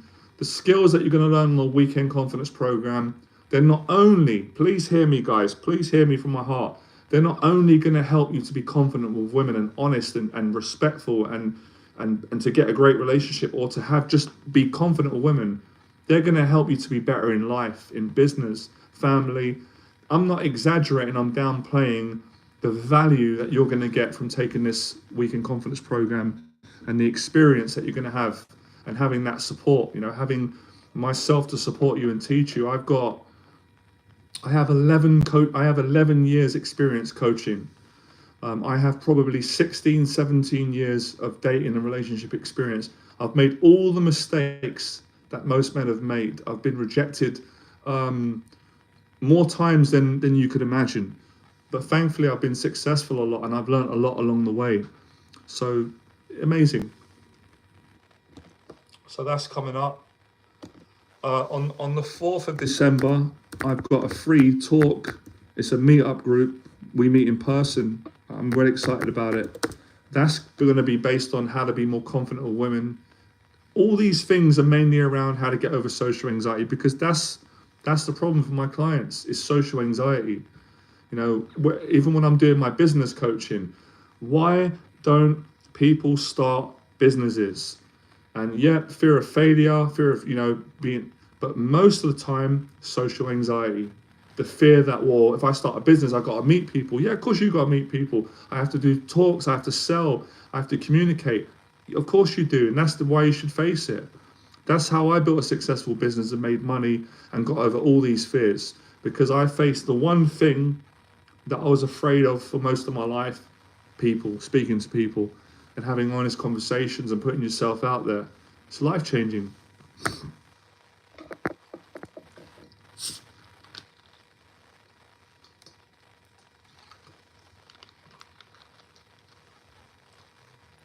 Right, let's get back to the questions. Actually, I'm going to leave a link for you guys. So if you guys, what you might want to do is, if you're considering the weekend program, but you want to get some value to see if it's right for you, come to the free event, because I've got the free event on the 4th of December on a Sunday. And if you guys want to book it, send me an email. I've got 10 people coming already. It's going to be a lot more. It's next Sunday. Why not do both? Why not come to the free event next Sunday? Meet the group. We're going to have a coffee for 2 hours. You can meet me. You can ask me any questions. I'm going to answer them. I'm going to be teaching in this area of anxiety, confidence, dating, facing fears. Get some confidence from that. And then you can make a decision if you want to come on the paid program. So do both programs. Take advantage of the free program, which is 2 hours.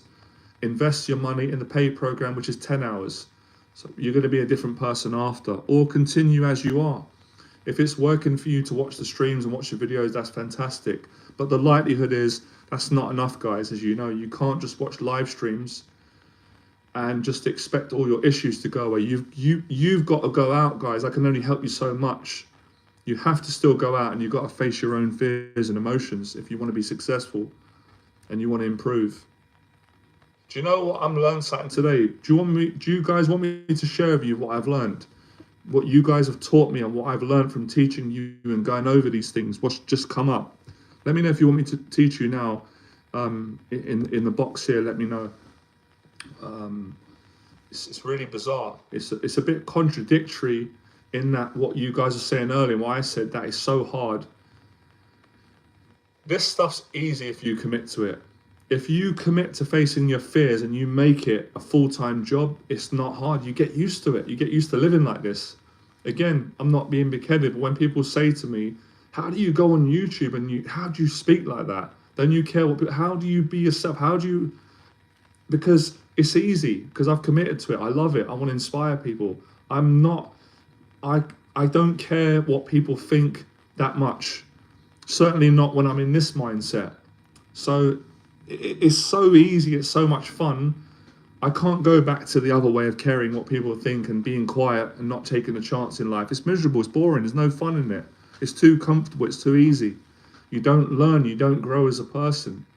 So when you commit to facing your anxieties, whatever they may be, in this case, for most of you, it's social, it's not hard, it's easy.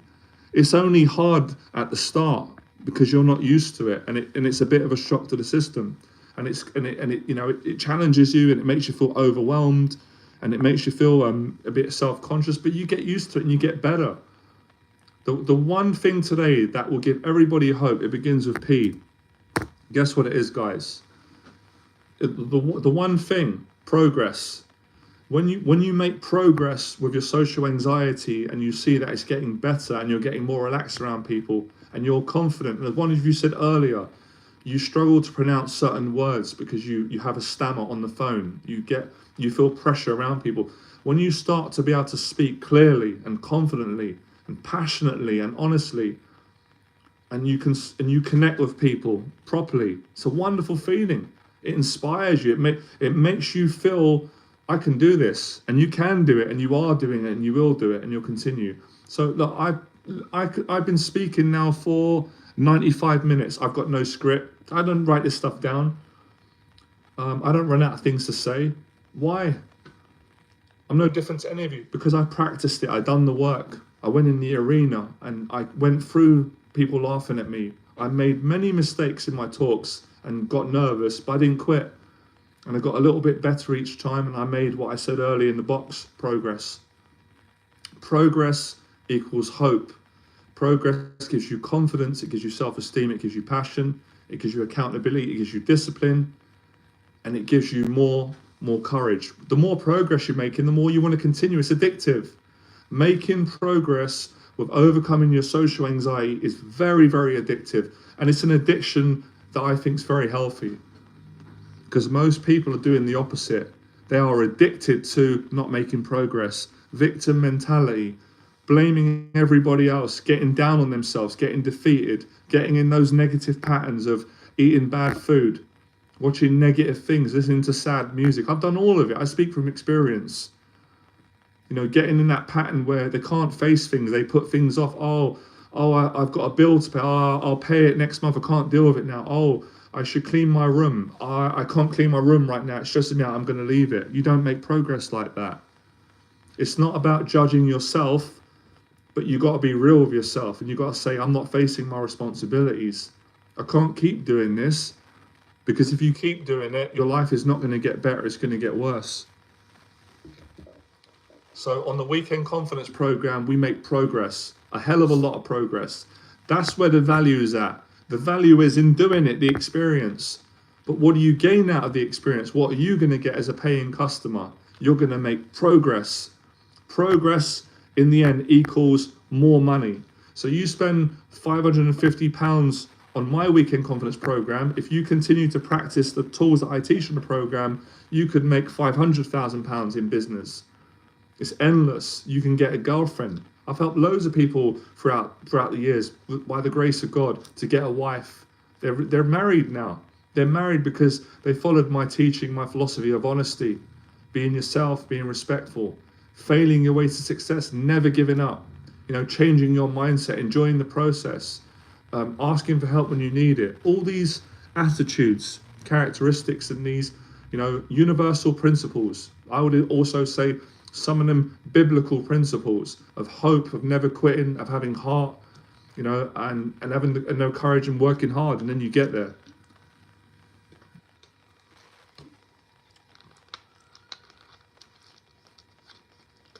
Yeah, and I'm saying it again, guys. I don't really care about the views. I care about the impact, and I know I'm making a big one. And you guys have appreciate the support. So you guys are doing great. So progress. One of the biggest challenges my clients have, and we all have it. I had it. That's how I can help them with it. Dealing with disappointment. The amount of clients I've worked with that it's going well, but as soon as they have a challenge in their relationship, whether they have a challenge with their parents, or they have a breakup with their girlfriend, or they like a girl for a long time and they ask her out, she says no, or she's got a boyfriend, it hurts, it crushes them, and they feel disappointed in themselves and that they didn't get the result they wanted, they hoped, or they expected, and they feel like quitting then. And that's when the voices kick in. Because what comes with disappointment? Negative inner voices. You're not good enough. You're never going to make it. You were always like this. Other people are better than you. You're less than. It's not true, but you got to keep going. And I help them to get through it, through the mentorship, through experience, through talking to them, talking them into continuing and not giving up.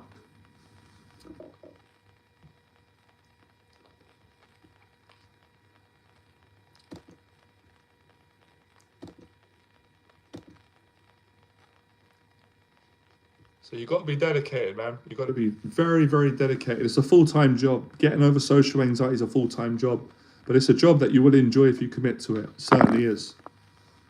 Same as building a business, being successful. You can't put part-time hours in and be successful in life.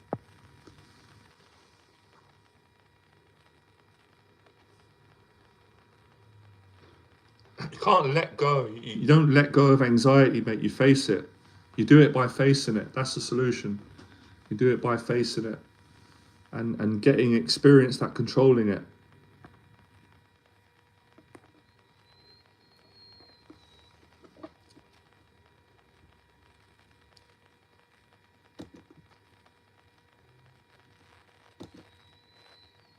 All anxiety disorders are really the same. Whether it's talking to women, whether it's public speaking, whether it's starting a business, whether it's YouTube, all anxiety disorders are the same in that they make you scared, they bring up adrenaline, and the way that you overcome them is through exposure. That's what I teach. You've got to face it. You've got to keep facing it until you get used to it. Same with flying. I had an anxiety of traveling. I've overcome that anxiety now. How did I overcome it? By getting on a plane, going to Germany. 2 months later, doing the trip again, going to Germany again. The next time I fly to Germany or another country, I'm going to be even more confident. Why? Because I've faced it, I practiced it. Now, people have got this idea that they can be good at things without doing the work. You can't. You have to practice it. And when it comes to fear and anxiety and social anxiety, it's no different to going to university. You only get good at something in most cases by working at it, by practicing it, by perfecting it. And in order to do that, you've got to be willing to fall on your ass and fail from time to time. As a matter of fact, you've got to fail a lot of the times. You have to go through that, and you've got to grow through that, and you've got to not give up. And that takes resilience. That takes courage. That takes dedication. It takes passion. It takes commitment. All these things you need. And as I said, I've been saying this since 2012. It's self-explanatory through the process of facing your own fears. And what I mean by that is you understand these things on a deeper level, not by just watching my videos and listening to my story and my teaching or someone else's teaching or reading a book. You understand it on a spiritual, psychological, emotional, biological level by doing it and living it. You cannot understand what it's like. You cannot understand the stress and the anxiety and the challenges of running a business and being your own boss. You can't quench that unless you've done it yourself. You can try and understand. You can listen to someone who's done it and telling you, but you can't know it in your own heart if you don't do it.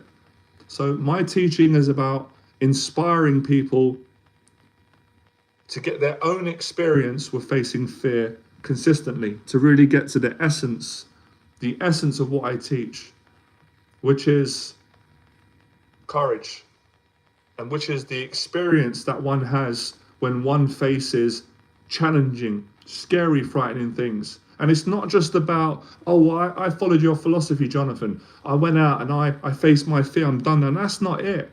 This is for life, every day. Most people don't want to hear it. I got to face my fears every day.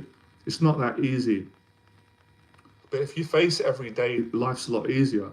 So sometimes I've had clients say, well, I followed your philosophy.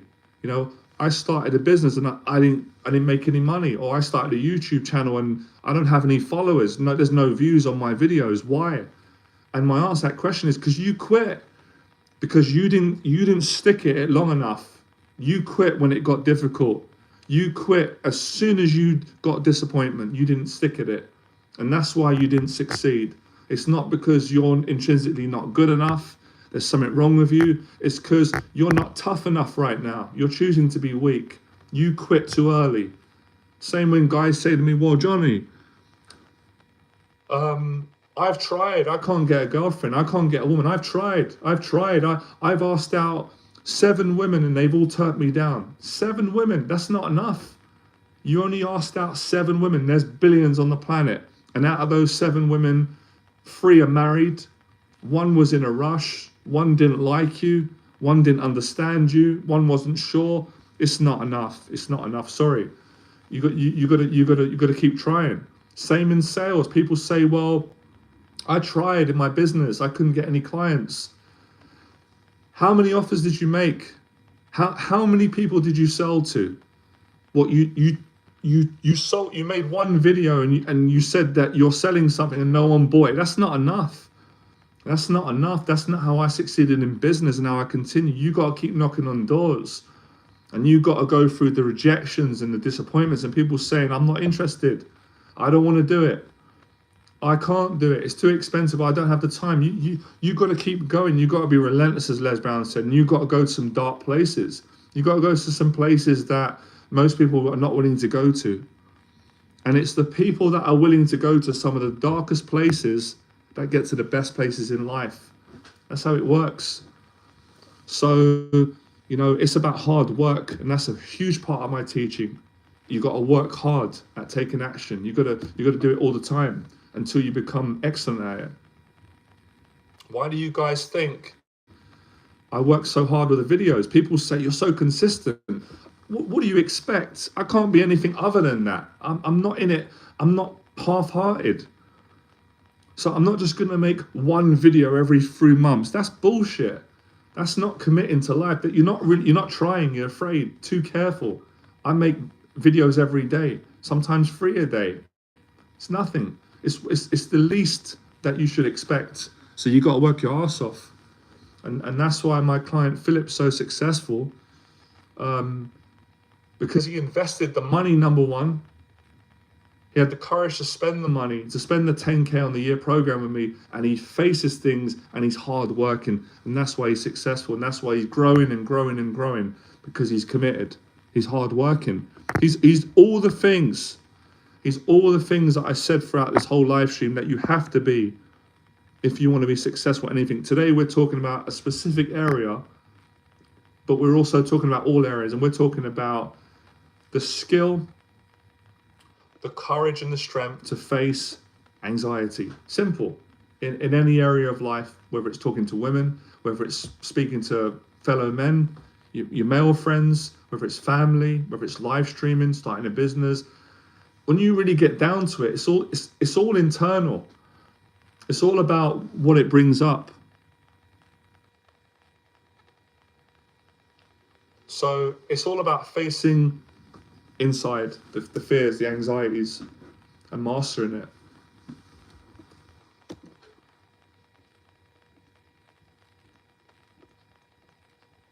"15 more minutes, guys, and then I'm gonna call it. I'm gonna nip down to Tesco's and get some healthy food. I really enjoyed today. Great. I can't believe the time has flown.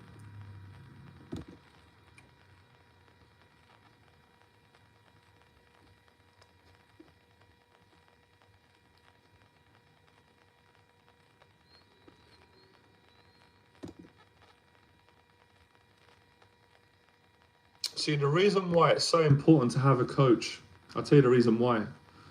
Because when you've got a coach, you have accountability. And most people today are not successful because they're not accountable. They judge themselves on their own standards and they let themselves off the hook. If you go by what you think's hard work, it's not hard work.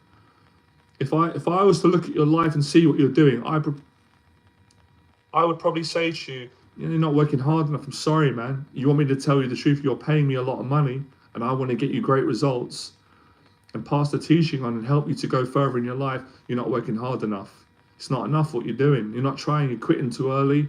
Or if you are trying, you're protecting yourself along the way. You're not really committing. You're half committing. Excuse me. 1 foot in, 1 foot out. You can't succeed like that. You've got to be all in.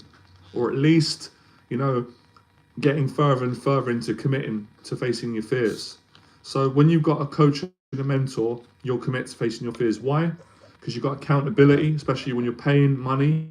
When people spend money, they commit more, which is why money is a big token of commitment. And this is one of the most important things I've learned about teaching about what people really need. And it's probably not what people expect. It's quite simple. Mental and emotional support.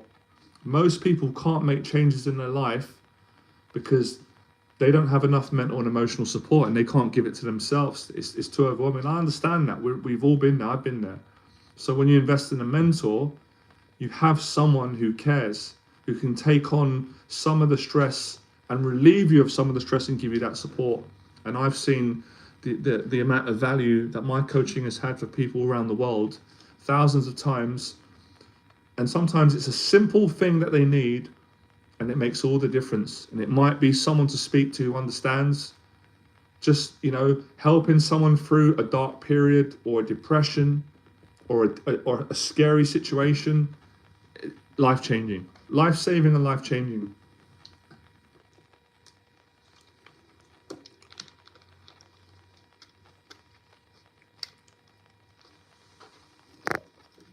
Yeah, I think if this can help, this helped me a lot. I think you've got to get to a stage in life where you are afraid of the consequences of not facing fear. I couldn't say it any better than that. Pretty proud of myself for saying that. It really does come from the heart, from my own experience and learning from other people and teaching. You have to get to a point in life where you're more scared of not facing your fears than you are of facing them. When you have that fear, that is a positive fear. I'll say it again. And I live by that. It's one of my motivations. I am so afraid of not facing my fears that it makes me face them.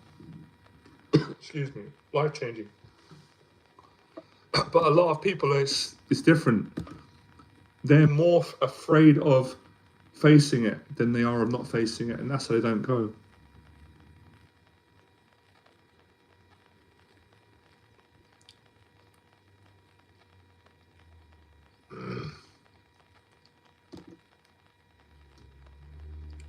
So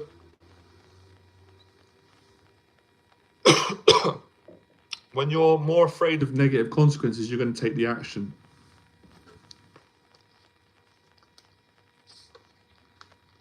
George, you talk too much. That's your problem. You do a lot of talking. You ask a lot of questions about me, about my personal life, which you don't know much about. Why don't you face your fears, George? It would be helpful. Instead of projecting your whatever you're dealing with onto me. I understand you're probably going through stuff. It's not important, George. What is important today is that I'm the teacher. You've come onto my live stream. I'm helping everyone. If you don't want to help, George, no problem. But my question to you, George, is, are you being accountable for facing your fears? Listen, I hope that you are. I wish you the best in what you're doing. Have a great day. So like I said, guys, this is a thing today that people do. They project onto other people. We all do it. I'm guilty of it as well. That's great. Well done. Well, good for you. Good for you. I'm glad that you did that.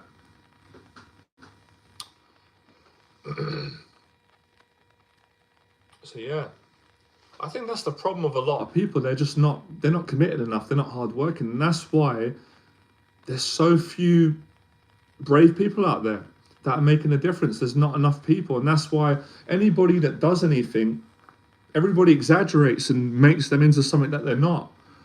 When really, everyone could do it if they really want to. And I mean that compassionately. It's not that big of a deal when you get down to it. Like David Goggins says, if you look at the things you faced in your life already, most people have faced some difficult things and they're quite strong, but it's people don't transfer those skills in other areas where they're scared.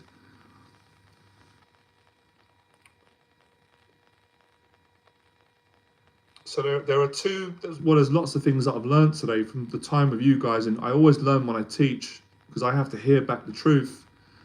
Number one is, as guys, we got to talk about what's challenging us, our fears. That's part of the therapy, to get it out, to free us from the pain.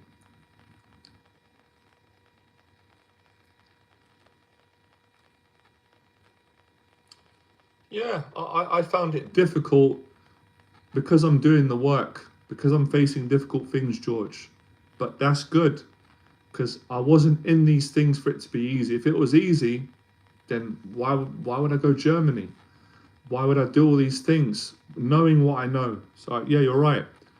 It was challenging, but it was beautiful.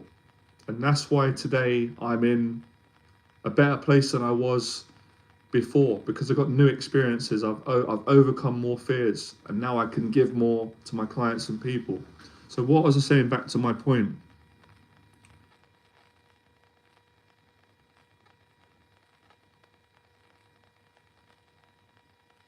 Yes. So number one is get it out. I'm all about confession, and I've always got that from being a Christian. I just, that always saved me as a kid. If I had a problem, if I was stressed, anxious, afraid, lonely, I speak to someone. I wasn't too proud not to get it out and not worry about what people think. So I'm helping the guys, whoever's watching, and I still use myself every day. If something's bothering me, speak to someone that you trust, that you care about, or on the live stream, or me, get it out. But don't stay there. Don't just stay in armchair therapy, because it's not enough. I'm passionate about this. It's not going to fix all your issues and get you where you want to be and where you need to be. Once you get it out and say, look, this is what's bothering me. I'm stressed. I'm worried. I'm afraid. I'm losing hope. Get it out. Now we got to face it. Take action. The best therapy I've ever experienced. There's no better therapy in my experience and understanding than facing fear. Never in my life. I'm almost 40 years of age. I've tried many things. I've learned. I have yet to find a therapy that is more powerful, more effective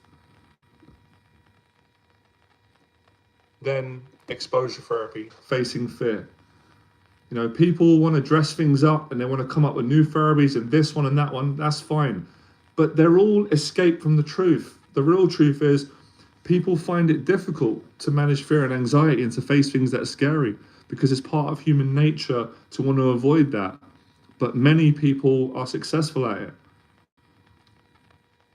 And it's something to really, well, I don't think it's enough to think about it. You've got to live it. You've got to do it eventually. Do you know what, guys? What do you have to lose? What do any of us have to lose? What? The opinions of other people, what they're going to think? They're going to think what they're going to think. It's not important what other people think. It's important what you think about yourself. And it's important how you live. So when people always ask me on my channel, how do I stop caring what people think about me? How do I stop this obsessive fear and I get down, or I'm sent? Face your fears. When I got busy facing my fears, I didn't, in a healthy way, I didn't care what anyone thought about me, because I like myself. And I had good things. I didn't care what they thought anymore. But when I didn't face my fears, I cared what everybody thought about me. Because you're vulnerable, because you've got low self-esteem and you're not doing the work. You can't feel good. You cannot feel good. I don't care what people say online, what they're selling. You can't feel good if you're not doing the work. And doing the work is about living courageously. It's about facing fears. I'm not saying that you got to be perfect. No. And I'm not saying that you got to face every single fear in your life. I never said that. But you got to face the majority of them. And you got to be consistent. And this is where it gets a bit tricky for people, and myself included. It's easy to face fear when your life's going well, and you might face a fear tomorrow and say, one of you said to me the other day, which I was pleased for you, said, you overcame your fear of traveling as well. Well done. But there's going to be a time where you're going to face your fear of doing a public talk, and it's not going to go well. That's what happened to me in my first public talk. It didn't go well. I got nervous. I started stuttering, and I felt embarrassed. Excuse me, and I felt awkward. I felt like a failure. Excuse me, but I didn't quit. 2 weeks later, I scheduled another public talk. I done another talk. It didn't go great as well. I done a third one. The third one, I was still a bit shaky.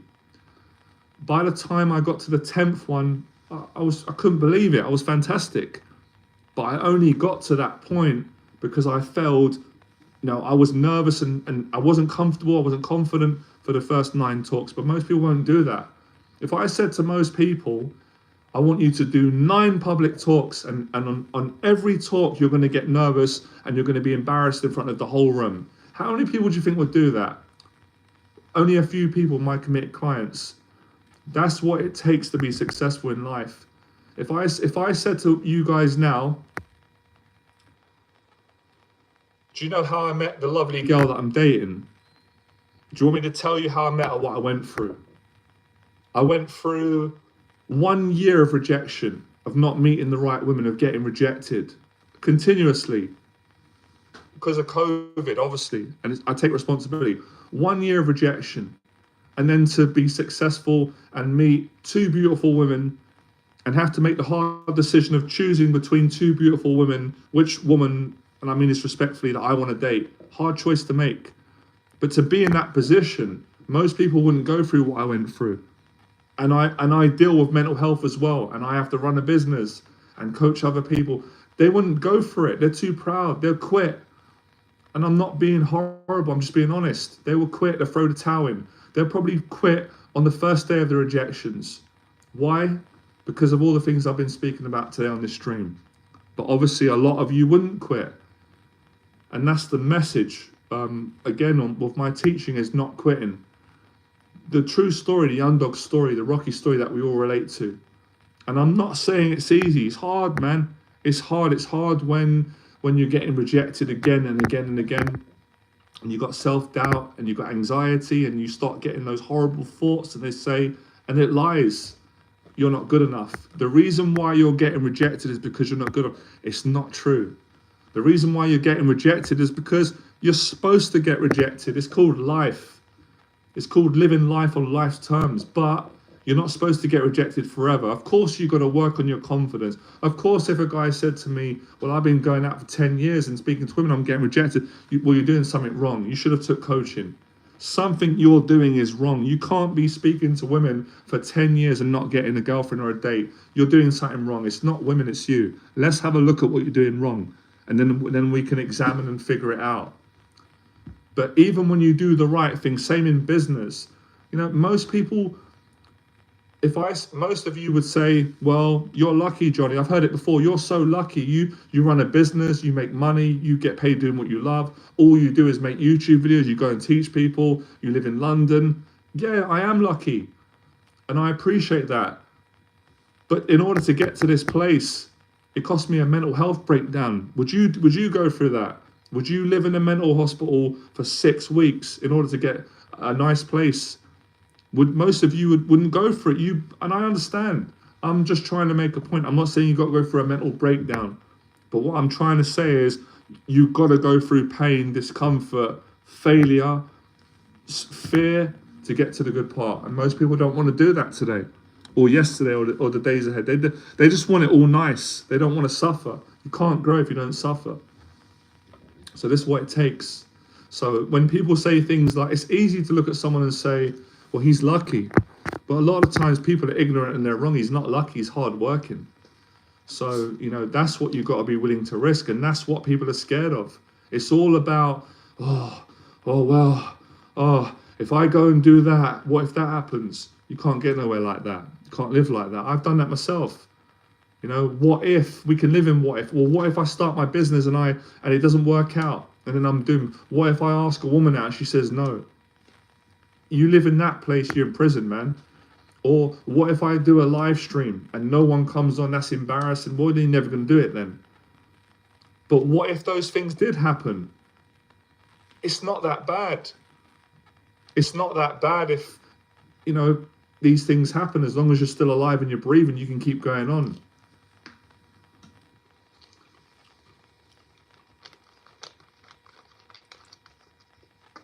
Wow, easy to do these live streams. I'm just working off this coffee. So that's what it takes, man. Most people don't want the truth, they just don't want it. But a lot of people do. I know more people do. There's 9 people on the stream today that are enjoying this and they want the truth.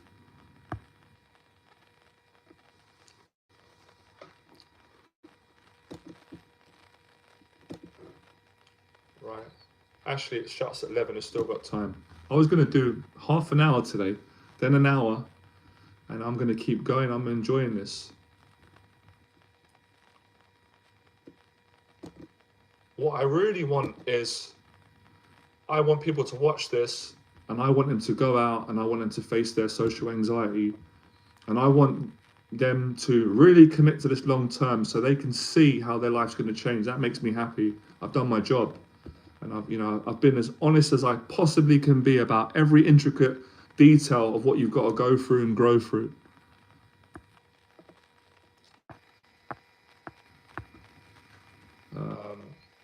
I'm going to take some time as well, right? This makes me feel good as well. It's a part of appreciation. I want to thank all of the wonderful clients of all the time, but recently that have taken my coaching and spent their hard-earned money and traveled across the world to come and work with me. I worked with one guy, had a great time. He's from America, Los Angeles. The guy is brave, very brave man, very nice man, who spent £1,000 with 6 hours of my coaching. We had a great time in London. He got on a plane. I admire this from people, the courage. Another good guy I worked with from Greece. He took my weekend program. He spent £550. I had a great time with him. Another wonderful client from Estonia. He spent £550. He did my weekend program. I had a great time with him. Had a wonderful connection. It's amazing. This is you can't make this stuff up. Another wonderful client, a good friend of mine. I wouldn't say his name. He's worked with me for many years now. He comes from America, New York. He worked with me for 9 days. Spent £2,000. We had such a great time in London. We worked for a lot of fears. Who else? I worked with a lovely guy recently who was from outside of England. That was a couple of weeks ago. I went in Germany. Spent £550. Why am I saying this, guys? Why am I talking about money, all these things today? Because I want you guys to understand what's possible. And I like to clear my own demons out, and so I can confirm what I can do, what's possible. That you can live your dreams, providing you're willing to do the things and go through and grow through the things that we have to grow through. So we come back to the origin of the problems that everybody on this platform has, and the problems that I've had as well. And that problem is called anxiety, which is also known as fear. People are not skilled. They lack experience. They lack emotional and mental toughness when it comes to coping with fear and not understanding how to use it to their advantage, as opposed to allowing fear to use them to the detriment of their mental health. You know what's funny as well? And I honestly forgive them, but I'm just getting things out. It's good. All those people that said to me that I'm dumb, I can't speak, I'm uneducated, all the teachers that put me down, look at me now. Look at the gift that God gave me. I can speak for England. I can speak better than they can speak. The people that put me down and said I'm dumb, I'll never be nothing, I'm uneducated, I've got all these issues, I'm this, I'm that, I'm every label under the sun, look at me now. I mean this respectfully, because I don't quit. I believe in myself, and I'm not afraid to be afraid. I'm not afraid to make mistakes, to fail, to stutter, to I would never quit, because I believe in God. I believe in my faith, my spirit, my heart, what my father taught me, what I've learned from good friends, people that I learned from, my mentors, Les Brown, Jeff Thompson. I learned a lot from David Goggins, from Jordan Peterson, from good spirited men. I won't quit. And that's how I'm able to speak like this. And I make it look easy, because it is easy for me, but it wasn't easy to get to this point and to speak in the way that I speak, to say the things that I say, and to be the person I am. It wasn't easy. It was a real struggle, but it was worth it. It was worth it. It was worth all those social situations where I got ridiculed, where I felt ashamed, where I felt embarrassed, I felt awkward. It was all worth it to get to this point where I can speak confidently, calmly, freely, and authentically. And I've been speaking now for 129 minutes. We're approaching 130 minutes. And all I've had is a couple of coffees just to give me a bit of a kickstart. Just to let you guys know as well, this is not vodka. This is sparkling water. So, everyone's got a gift. Every man's got potential. Most guys don't believe it. And that's why they don't achieve it. Because they never retrieve it. They don't believe it, therefore they don't achieve it, because they don't retrieve it. I'm here to help men to retrieve the confidence, the courage, the heart, the speaking ability, the social skills, the life skills, the relationship skills, and the business and the entrepreneurial skills to have heart. And I don't know what they're putting in these coffees, but they're doing a hell of a job.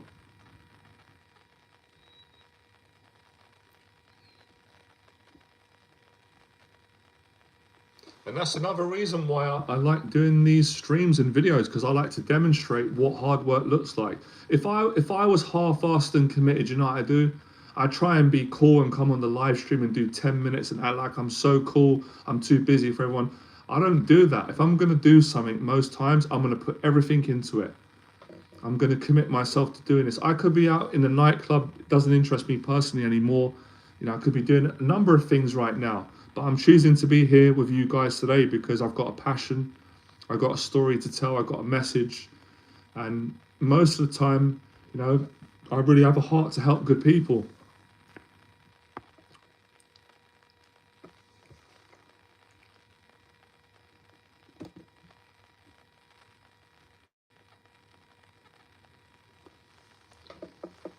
So this is how you do it. This is how you overcome this anxiety problem.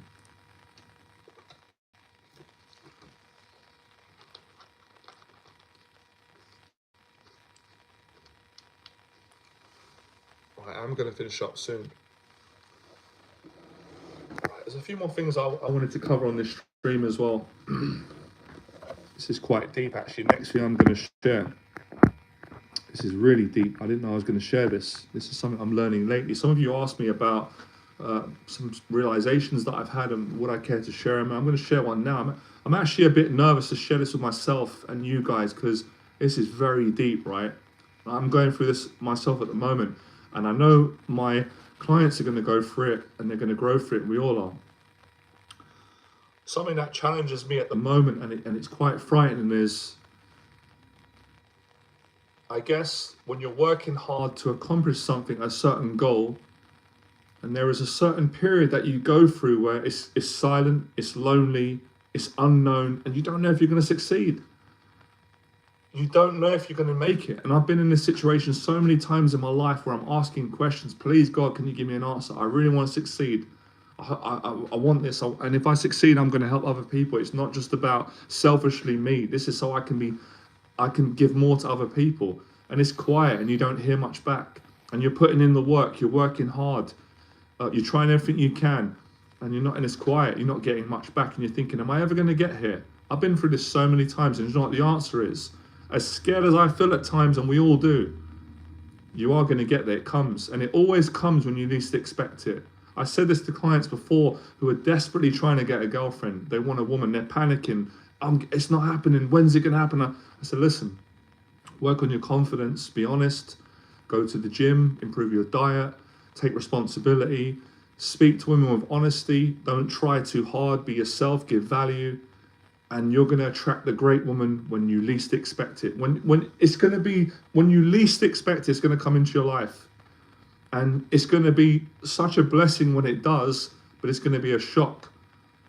And that's the beauty. And it's the same financially with people that are financially stressed. I've been through it many times. I go through it all the time in business where you're thinking, I'm working hard, I'm helping people, I'm giving value, I'm giving my heart. Why ain't the business coming in? How comes I'm not making the money? And I feel like what's going on? Patience. And there's always that period where we don't know, we don't have all the answers, neither do I. That's why life's exciting. You can't know everything that's going to happen. Where would the fun be in that? But that drives the human mind mad, because the part of our mind, and my mind's the same, we want to know what's going to happen tomorrow. Will I make the money? You know, will I be loved? Will I be liked? Will it go well? Will I get in shape? We can't know everything. We're not supposed to. Would defeat the whole object of living, learning, experiencing the unknown. But listen, the best we can do is face the fear, face the unknown. You know, I remember going through a period, I've walked many clients through this that have been struggling in that period of their life where they're doing all the right things, they're showing up, they're being as honest as they can, but the results not coming that they want. They're not quite getting it, and they're saying, I'm stuck, is it ever going to come? I say, you've got to keep going, you've got to keep believing. And sometimes, you know, you got to let go. You got to stop caring about it, and then it comes even quicker. So that's something that I've learned again recently, and I first time I've shared it out loud. Excuse me, even with myself.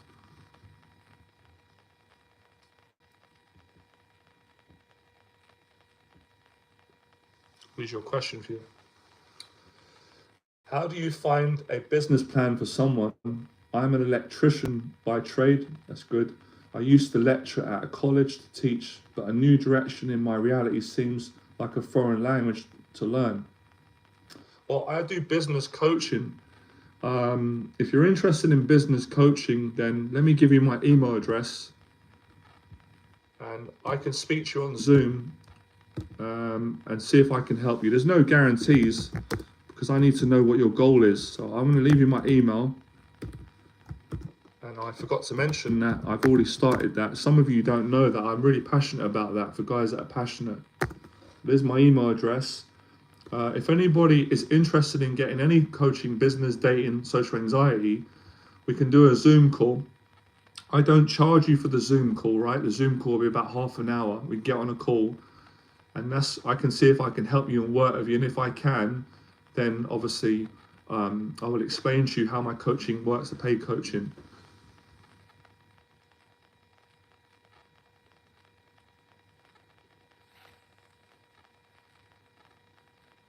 Well, I've got my own strategy in how I teach a business plan, and I teach clients how to build a business from not YouTube is a big part of it, but there's more things, and how to do it through events, networking. Most of what I teach, Tesia, is how to build a business through facing fears, socializing, being honest, and all that stuff. But as I said, if you're interested, send me an email. We can schedule a call, and I can talk more because it's a bit vague on a live stream, and I need to have a chat with you and understand more about you and what it is that you want to achieve, and what your challenge is and what your goal may be. By the way, let me ask a question. How many people have been on this stream the whole time? If you have been on the stream, then that's fantastic. That's a lot of patience that you've got. Well done. Let me know in the box below. I don't think there's probably one person. People change. It's a long time. Like I said, I'm going to be doing these live streams consistently. I'm going to aim for one a week because I've got clients. I'm doing events. But I want to get the momentum going again. I think these streams make a big difference. Wow, the Great White. That's great, man. Guys, do me a favor. I want to know, right, because we've spoke a lot. We've got through a lot. I've loved it today. I've had a great time. Let me know your thoughts on today. What did you learn, right? Because I can't read all of your minds. I've got to ask you. Let me know, guys. I want to know your realizations. I want to know what's going on in your head. I want to know what's in your heart. Let me know in the box below. I'm going to read every question. It's really important to me. It means a lot. I don't just want to be teaching on the stream and no one's having an opinion or saying anything. I did my job anyway. I passed on from my heart everything that I learned, everything I've done to become successful. I just want to make a point of saying this, guys, because sometimes when I say becoming successful, I have a voice in my head. I don't like the voice. I'm going to call it out. It can sound like I'm being big-headed, and I'm not being big-headed. That's not my goal. And it can sound like that, right? And what I mean is that we're successful in facing our anxiety. That's success to me. What comes from that is fantastic. That's a bonus. So when I'm saying success to you, yeah, I might say, guys, this is how I became successful at making money or getting a girlfriend. But really in my heart, what I really mean is my success is that I had the courage to face my fear.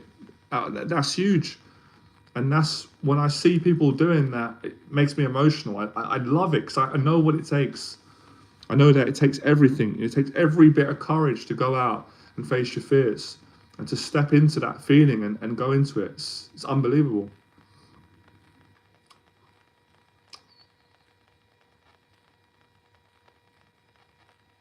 Yeah, that's right. Bobby says the realization he's had is he needs to face I need to face again my fears and pain I'm glad that you use that word. I like the honesty, because a lot of people, Bobby, don't tell the truth about that. They just say fear and they leave pain out, and the two are linked together. Yeah. Guys, listen, I know I'm asking a lot from you. Face your fear, come to my free event. It's nice people, it's a nice environment, I'm easygoing. You know, I'm the same that you see on the live stream. You're not going to be meeting a different person. Probably, I'm even probably more friendlier in person, because on a machine it can feel antisocial. Come to the event, it's free, and have a nice evening, and do it for yourself, guys. Honestly, it's life changing, and it will help me a lot. You guys coming and allow me to help you and getting together and having a great time.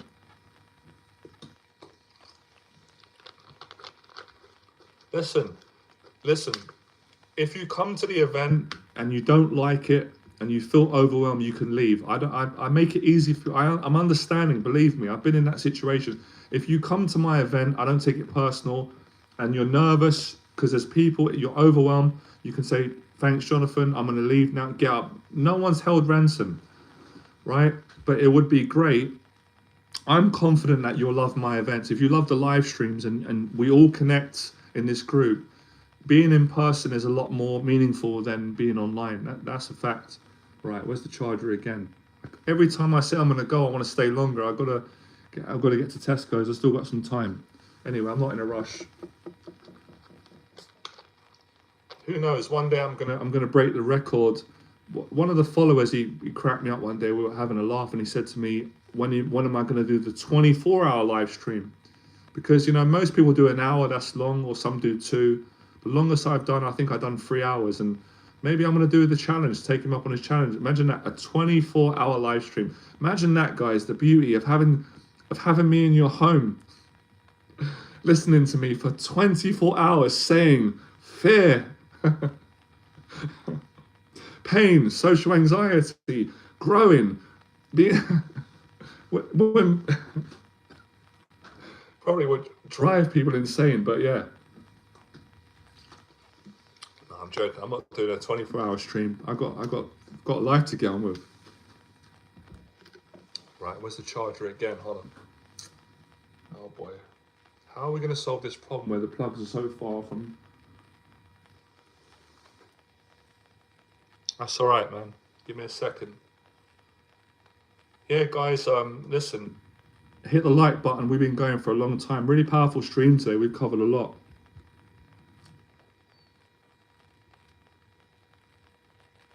Negativity. Voices are powerful. The Japanese used the Tokyo Rose to demoralize Allied troops. Yeah, negative voices are powerful if you let them beat you into submission. But if you use your negative voices as motivation, which is what I've learned to do and I teach, which isn't an easy thing to do, but it gets easier over time, then they become a blessing.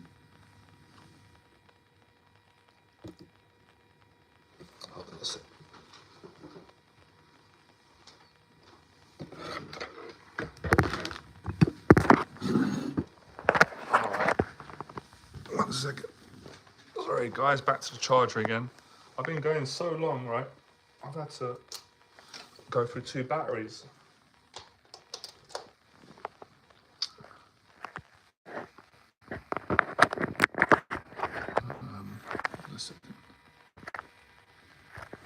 We're coming to the end now. I want to hear some.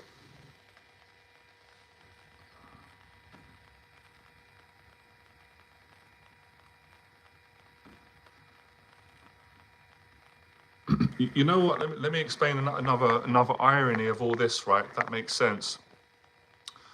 Sometimes it's good to come on these seminar talks or these long talks, these podcast shows from experienced teachers like myself, people that are living what they're teaching, because you hear truth for 2-3 hours, and I think my dad used to say it.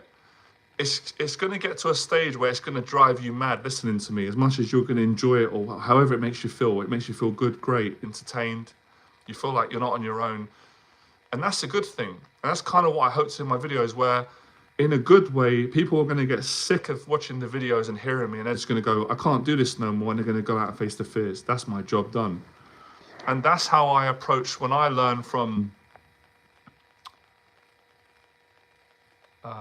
I didn't get that, Jimmy. Explain that. What does that mean? Is that a new term, fireside chats? That's what happens to me. You know, I will listen to other teachers as well, so I can get some help. And I'll listen to them for hours, and I'm an obsessive person as well. And eventually, I just get sick of them saying the same thing, because I think, I know it, I've got to go and do it, and I'll go and do it, hopefully. So there are many benefits and values, even the negatives of maybe staying on a live stream for this amount of time, which I'm not always a fan of, has such a positive, because at some point, something's going to click in your head and you're going to go, he's right, or I know I need to do this. You know, because hours and hours of going on the internet and watching videos, mine or whoever's, and listening to motivation, it's heartbreaking to say this to you, but if you don't eventually face your fears, then it's all been a waste of time, isn't it? Because all you're doing is vicariously living through me or other teachers that are successful. You're not going out and living it for yourself. And at some point, Jesus is saying, you know, give a man a meal or some salmon and potatoes and he'll eat for a day. But teach a man how to cook for himself or how to fish for himself and he'll eat for a lifetime. So, you know, at some point, you guys got to learn to fish. I can't fish for you. But it's true.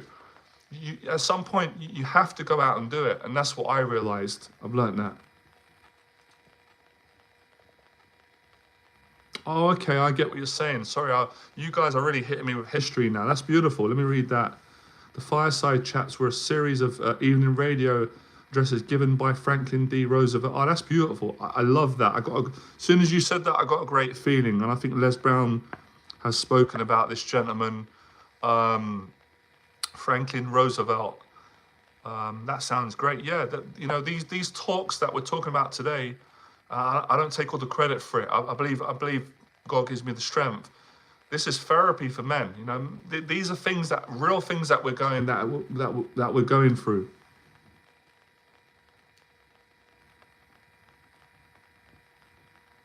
That's beautiful, Jimmy, man. Jimmy, thanks for telling me that, man, because I didn't know that, and I like learning, and that's beautiful. I love that. That's great that you done that. Anything that's genuine and helping people to deal with fear and overcome it, that's great.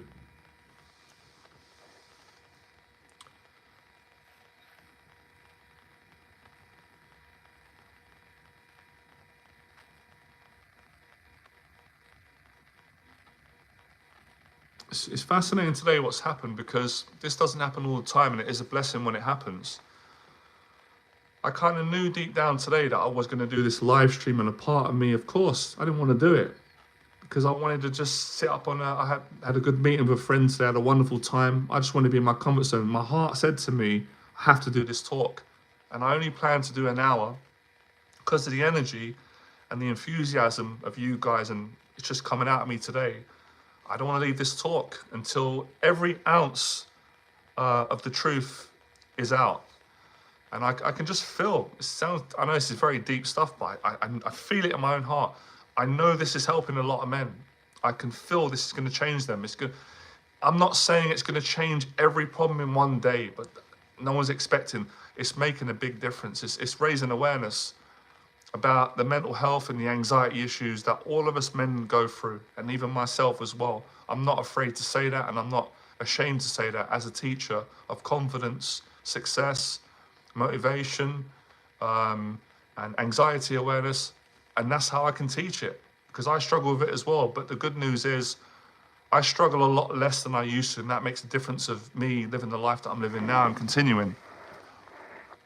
So it's given men hope, you know, it's given us all hope.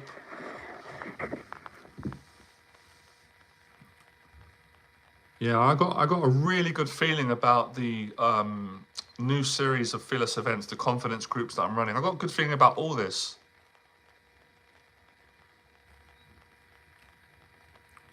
Sorry guys, so as I said, if it looks out of the ordinary, I'm charging the phone right now, holding it tight in my arm, and I'm reading the questions from the laptop, as you can see, look. because the questions on the phone don't seem to stay very long. I think I've got to change the setting so it's easier to read it here. Oh, I like that. I didn't know that. I'm going to do some research and have a look at what you said about this gentleman that gave these talks 1939 and 1944. I really love that. I just love the idea of, talks that inspire people. We don't have enough of that today, maybe we'll change it. So how long have I been going? So it doesn't even feel long. 150 minutes. This is crazy, guys, right? Listen, I want to explain something to you guys, right? I've been speaking for 150 minutes. I have no script. I didn't plan what I'm going to say.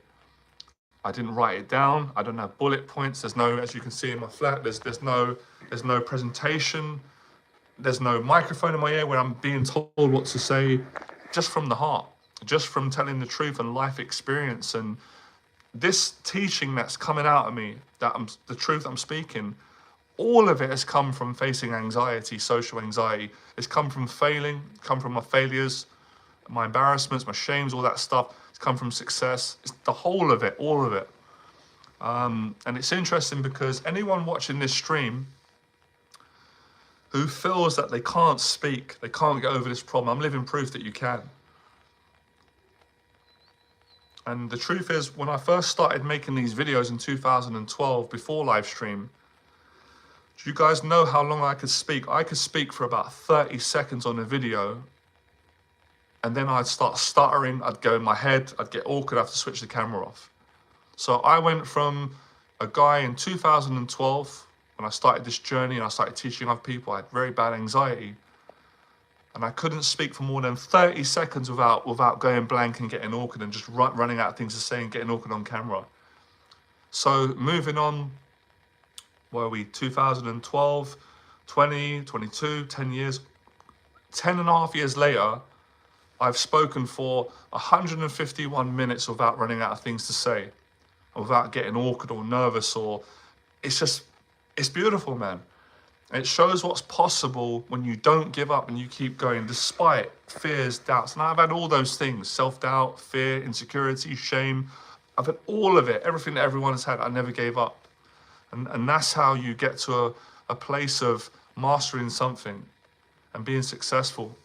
And they all say it. They're all successful people, whether it's Mayweather, whether it's Jonathan, whether it's me telling you it, whether it's McGregor, whether it's Tyson Fury.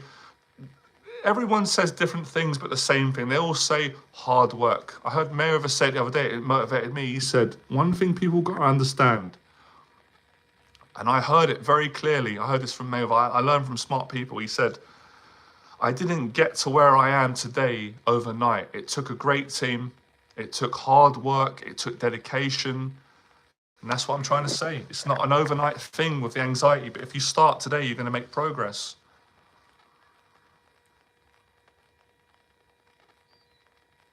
Right, how's the battery doing?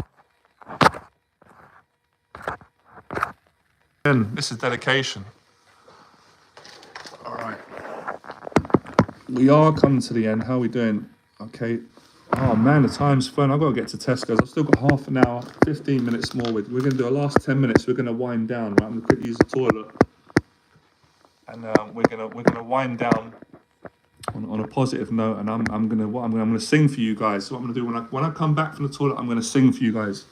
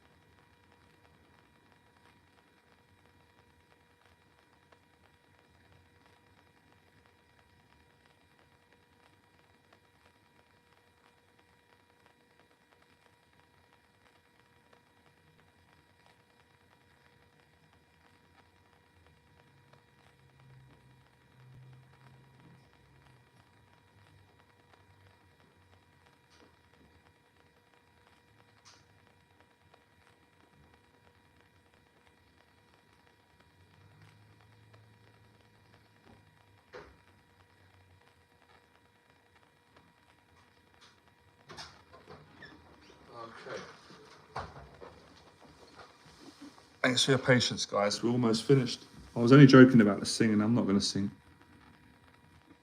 Right. So I want to leave some final thoughts.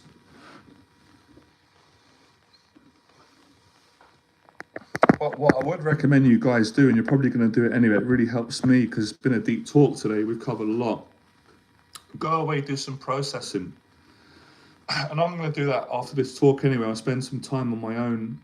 And for me, processing is a way of connecting to myself, deeper part of myself, relaxing, appreciating, taking things in, learning.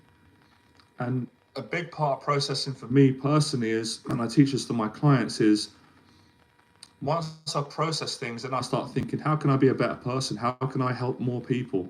I'm not saying I'm going to help everyone. I don't think that's possible, but at least even if you help one person or a dozen people or 100,000, and that's really, I forget to say that sometimes. That's what my teaching is about. You want to help yourself so you can help other people. I need to do a video on this. A huge part of reducing social anxiety is by feeling that you're helpful, which everybody is once they put their mind to it and their heart to it. So that's why teaching's so powerful. That's why I love coaching people on my business coaching and helping them to teach. Basically, what I do for my clients on my business coaching is I help them to overcome their fears of teaching. Because again, most people won't admit this. The fear that I had to overcome to teach other people was enormous. Because you have a passion, you want to help people, you have a heart, you want to be kind. Of course, fear is going to try and stop you from doing that. Of course it is. Goes without saying. So everyone you see teaching, that's why I've got such a great respect for teachers. They have to face tremendous fear to be kind and educate other people, of course. And that's why it's very rewarding. And that's why people appreciate it. That's why we appreciate all the brave teachers out there. Because at some level, we know that they're scared. We know that they have to get past their own fears to help us also to overcome our fears.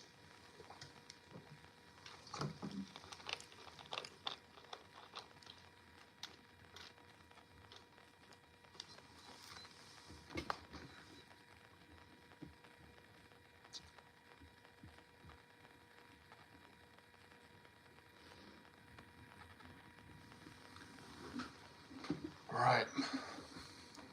What is that? 157 minutes, so okay, 90. Wow. Doesn't feel a long time. I'm trying to think of the next thing to say. I've covered a lot today. What else is there? What else can you guys do? What will help you? What's helped me?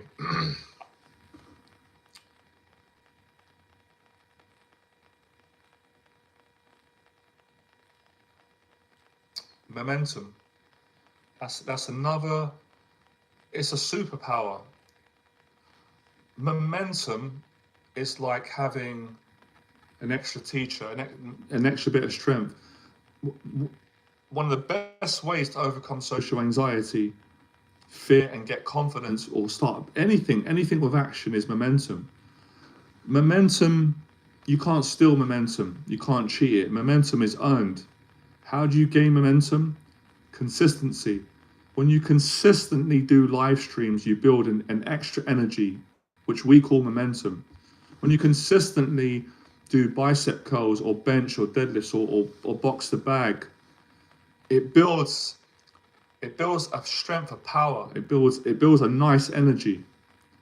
Anything that you do in life, if you keep doing it and you do it with all your heart, you get momentum. It's like a reward from the universe. It's like a gift from God. And I remember on my journey when I was thinking, I don't know how I'm going to do this. I doubt myself. I don't know if I can get through these challenges. Mostly they were social situations that were scary to me at that time. But through gaining momentum, it was quite easy. So let me give you an example that's very concrete and simple. When you've made a YouTube video and you've done that every day for a week, It gives you confidence. It makes you feel good about yourself. That confidence and that consistency, if you go and do a boxing workout in the gym, that also makes you feel good. That adds more momentum to the energy. If you go and place a big fee, you go and do a public talk, an event, takes you to another level, massive momentum. So it's like a snowball effect. It's like an energy that you build up, like in a video game. The bar goes up, superpower. And over time, I've seen it with clients. You guys have experienced it, I'm sure.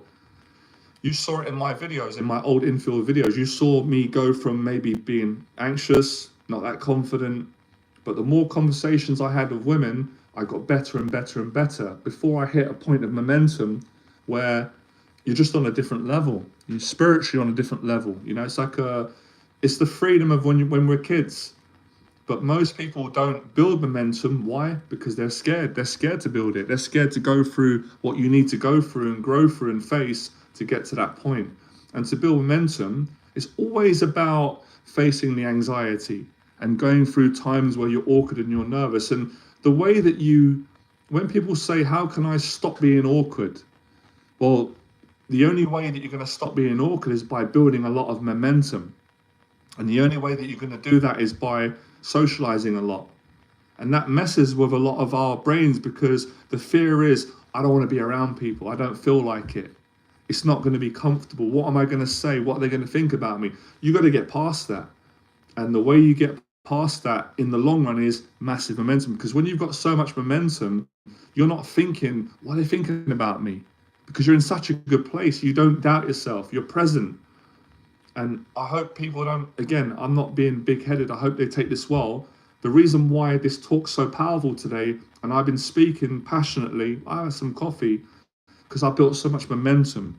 In the last year, I've been doing talks, traveling, dating, I've been coaching, I'm meeting up with friends, I'm learning, I'm in the gym, I'm voice messaging friends, I'm talking to people in new countries, I'm on the plane, I'm talking to people. I've built so much momentum that the introvert in me is not apparent. The anxiety that I have, the situational anxiety, my nerves, it's gone.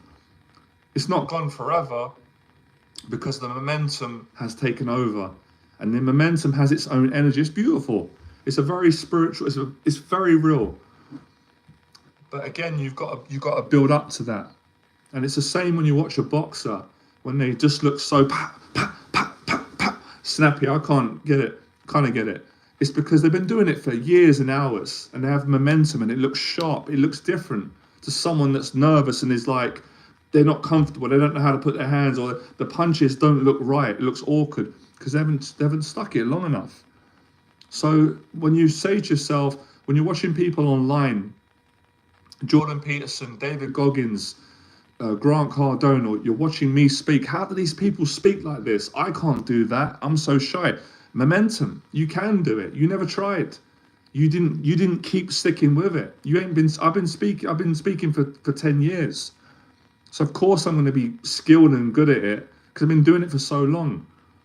And I've seen it when I work with clients. I've said it before. I've had so many good client breakthroughs. I had a client he done my weekend program, lovely guy from Norway, very shy to begin with. The same as me. When I started, shy, he was anxious with me, he was quiet. He shut down the first day, didn't say much, just looked at me. I knew it. I knew how to push the right buttons to help him. Second day, bang, he's opened up. Speaking fluently, confident, momentum. Because he went through day one, and by day two on the weekend program, the momentum carried through. It enabled him to be more confident, more open, more expressive. Powerful stuff. But again, you can only get for this place by living truthfully. You got to live it, man. You can't just pretend you're living it and you're not living it. You can't just play it that you're working hard but you're not working hard. You can't just do 10 minutes a day. It's not enough. So what I'm doing today is I'm demonstrating to everyone who follows me that wants to learn, that want to get over their anxiety, momentum. I've been speaking for 164 minutes. Every minute goes by, I'm building momentum. I'm demonstrating everything that I'm preaching today and teaching. And I'm learning myself. It's a pleasure to learn. And that's what I did with my own fears of traveling. I traveled to Germany now twice. I went in September, I celebrated my birthday there, and I just come back now in November. Why did I? Well, I went twice. I wanted to meet a nice person. I'm building momentum. The more I do it, the easier it gets. The less I do it, it's a nightmare, it's hard. Same in business and sales. The best salespeople in the world, it's the same momentum. So write that down on your forehead, guy, or write on your, wherever you want to store it. And it's going to help you a lot. I'm going to do a whole separate video on that. I could talk for hours about it. As a matter of fact, you guys might start laughing. I just had a funny thought. I might even just keep going on this live stream. I can go to a 24-hour Tesco's. I haven't got to run that. I'm enjoying it. I'm loving it. I love the challenge of it. And I like the idea. Maybe I'm a bit, as I've got a few screwlers of people saying, is he still on the live stream? How long has he been going for? Doesn't he care what people think? I don't care what they think. I'm excited by the fact that they might think bad things about me. I don't care. I care about facing the truth and facing fear and motivating and changing people's lives and growing along the way myself. So I'm excited about the fact that most people wouldn't do what I'm doing. It's Saturday night, it's too long. I don't think like that. This is the passion that I've got to help people be successful and to continue myself. Hard work, dedication, momentum, consistency, goal setting. And as Les Brown said, it always makes me emotional because you changed my life. I love Les Brown. Your failure ways to success. So it's not just like, okay, face my fears, take action, get momentum, I'm done now.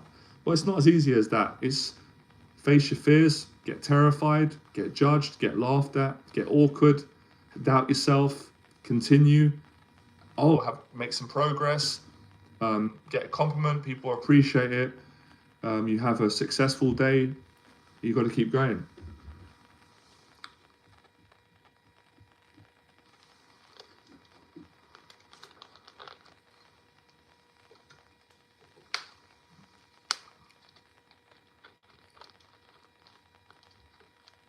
It's crazy, isn't it? How people construe time. They'll say things like, well, I'm not just saying everyone, but it'll be like, oh, that's a long time to do a live stream.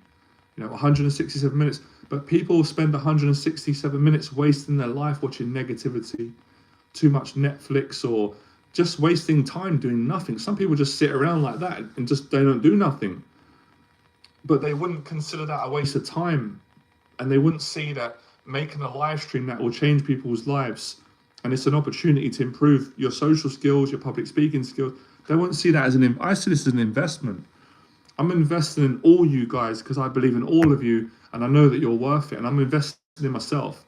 The more I improve myself, the more I can help other people.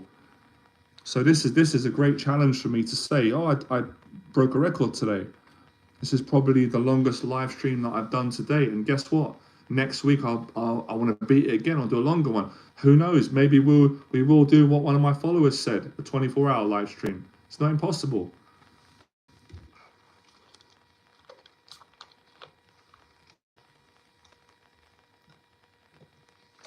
I'm dedicated, man.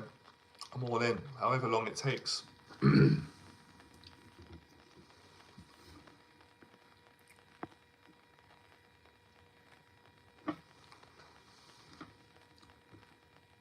Any final questions or thoughts? There's a couple of people on. I love it. Warriors, stay into the end.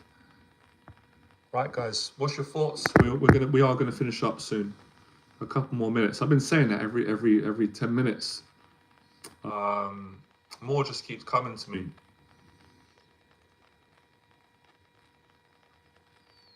What else is there? I'll tell you guys what's happening lately. I've been facing so much fear and having good experiences and challenging myself and just being around great people that I'm collecting so much new knowledge. Let me share this with you. Excuse me. This is quite a nice moment. I think I should share it or not. I'm not sure if it's relevant to this talk. All right, I'm going to share it. So I'm getting the plane back yesterday. I'm in the airport in Hamburg. I'm quite tired. I'm having my food, And the guy serving me, a German guy, very nice man, he asked me about London. He's taken his wife here. So he asked me to recommend him best places for Christmas markets. I told him. And I enjoyed the conversation. When I come out, I said, wow, look how far I've come from where I started. And this is going to inspire a lot of you guys. I couldn't do this back in the day. I was too nervous with people, new people. I'm in a different country. I'm traveling. I'm in an airport, and I'm having a full conversation with a stranger. The guy serving me, really nice man, and it's such an authentic. And I'm enjoying it. And he's felt good energy from me. He started the conversation. I bought some food. I was thankful. Then he said to me, "Hey, can I ask you a question?" I said, "Yeah, sure." He's like, "I'm going to be going to London. I'm going to take my wife there. Can you recommend me some place?" I was like, "Sure." I told him. Great connection. So, obviously I left, got my flight. I'm sitting in my seat. I'm in the middle. It's cramped. There's a gentleman to my left. Absolutely beautiful girl sitting next to me, but I wasn't interested because I'm dating someone. But she was absolutely, looked like an angel, beautiful. Obviously younger than me, but probably in her 20s or whatever, however old. And I'm just, I'm writing some stuff on my phone, some stuff about anxiety, some nice stuff. She starts talking to me, and I could see there's an attraction. Anyway, but I wasn't interested in that way. She asked me again, "Oh, I'm going to London. Is London safe? Is it?" And I said, "It's pretty much safe. Of course, there's going to be dangerous places, but for the most part, if you're with your friend, you're in central London, there's a lot of police. You'll be fine." Again, I spoke to the guy next to me. Just all these good conversations with and I came out. I was like, I cannot believe how far I've come. So back to what I'm saying to you guys, you're not going to believe how far you can come with your confidence, with talking to people. You just can't believe it until you achieve it. But you've got to put the work in. And like I said, like Mayweather said, it hasn't happened overnight for me. I'm not saying it's taken me years to be able to do that, because my old self wouldn't even be in that situation. Why? Because I was terrified. I'd be in my house. I wouldn't be in another country. Or if someone tried to speak to me, I'd just cut the conversation because I was awkward. Didn't want it to go on. It's crazy what you can do if you work hard and you don't give up. And I'm going to say something that might go against what a lot of people say. You don't have to believe in yourself all the time. I don't believe in myself all the time. But listen to this. What I do is all the time is I keep taking action, and through taking action, the belief kicks in after. I know it's true. I live it. So sometimes people get stuck because it's like, well, I don't believe in myself, and they can't find the belief. But I'm saying to you, well, don't worry about that for now. What you need to do is face the fear anyway, and the belief will kick in later on, and then you will believe in yourself. So I thought I'd share that with you guys. That meant a lot to me, and I know it means a lot to you. As a lot of you have been asking me anyway about my travels, my realizations, a lot of people are interested in my life. I don't know why they're interested. It's a very simple life. It's nothing to brag about on social media, but I have some meaningful moments, and I like sharing them with people.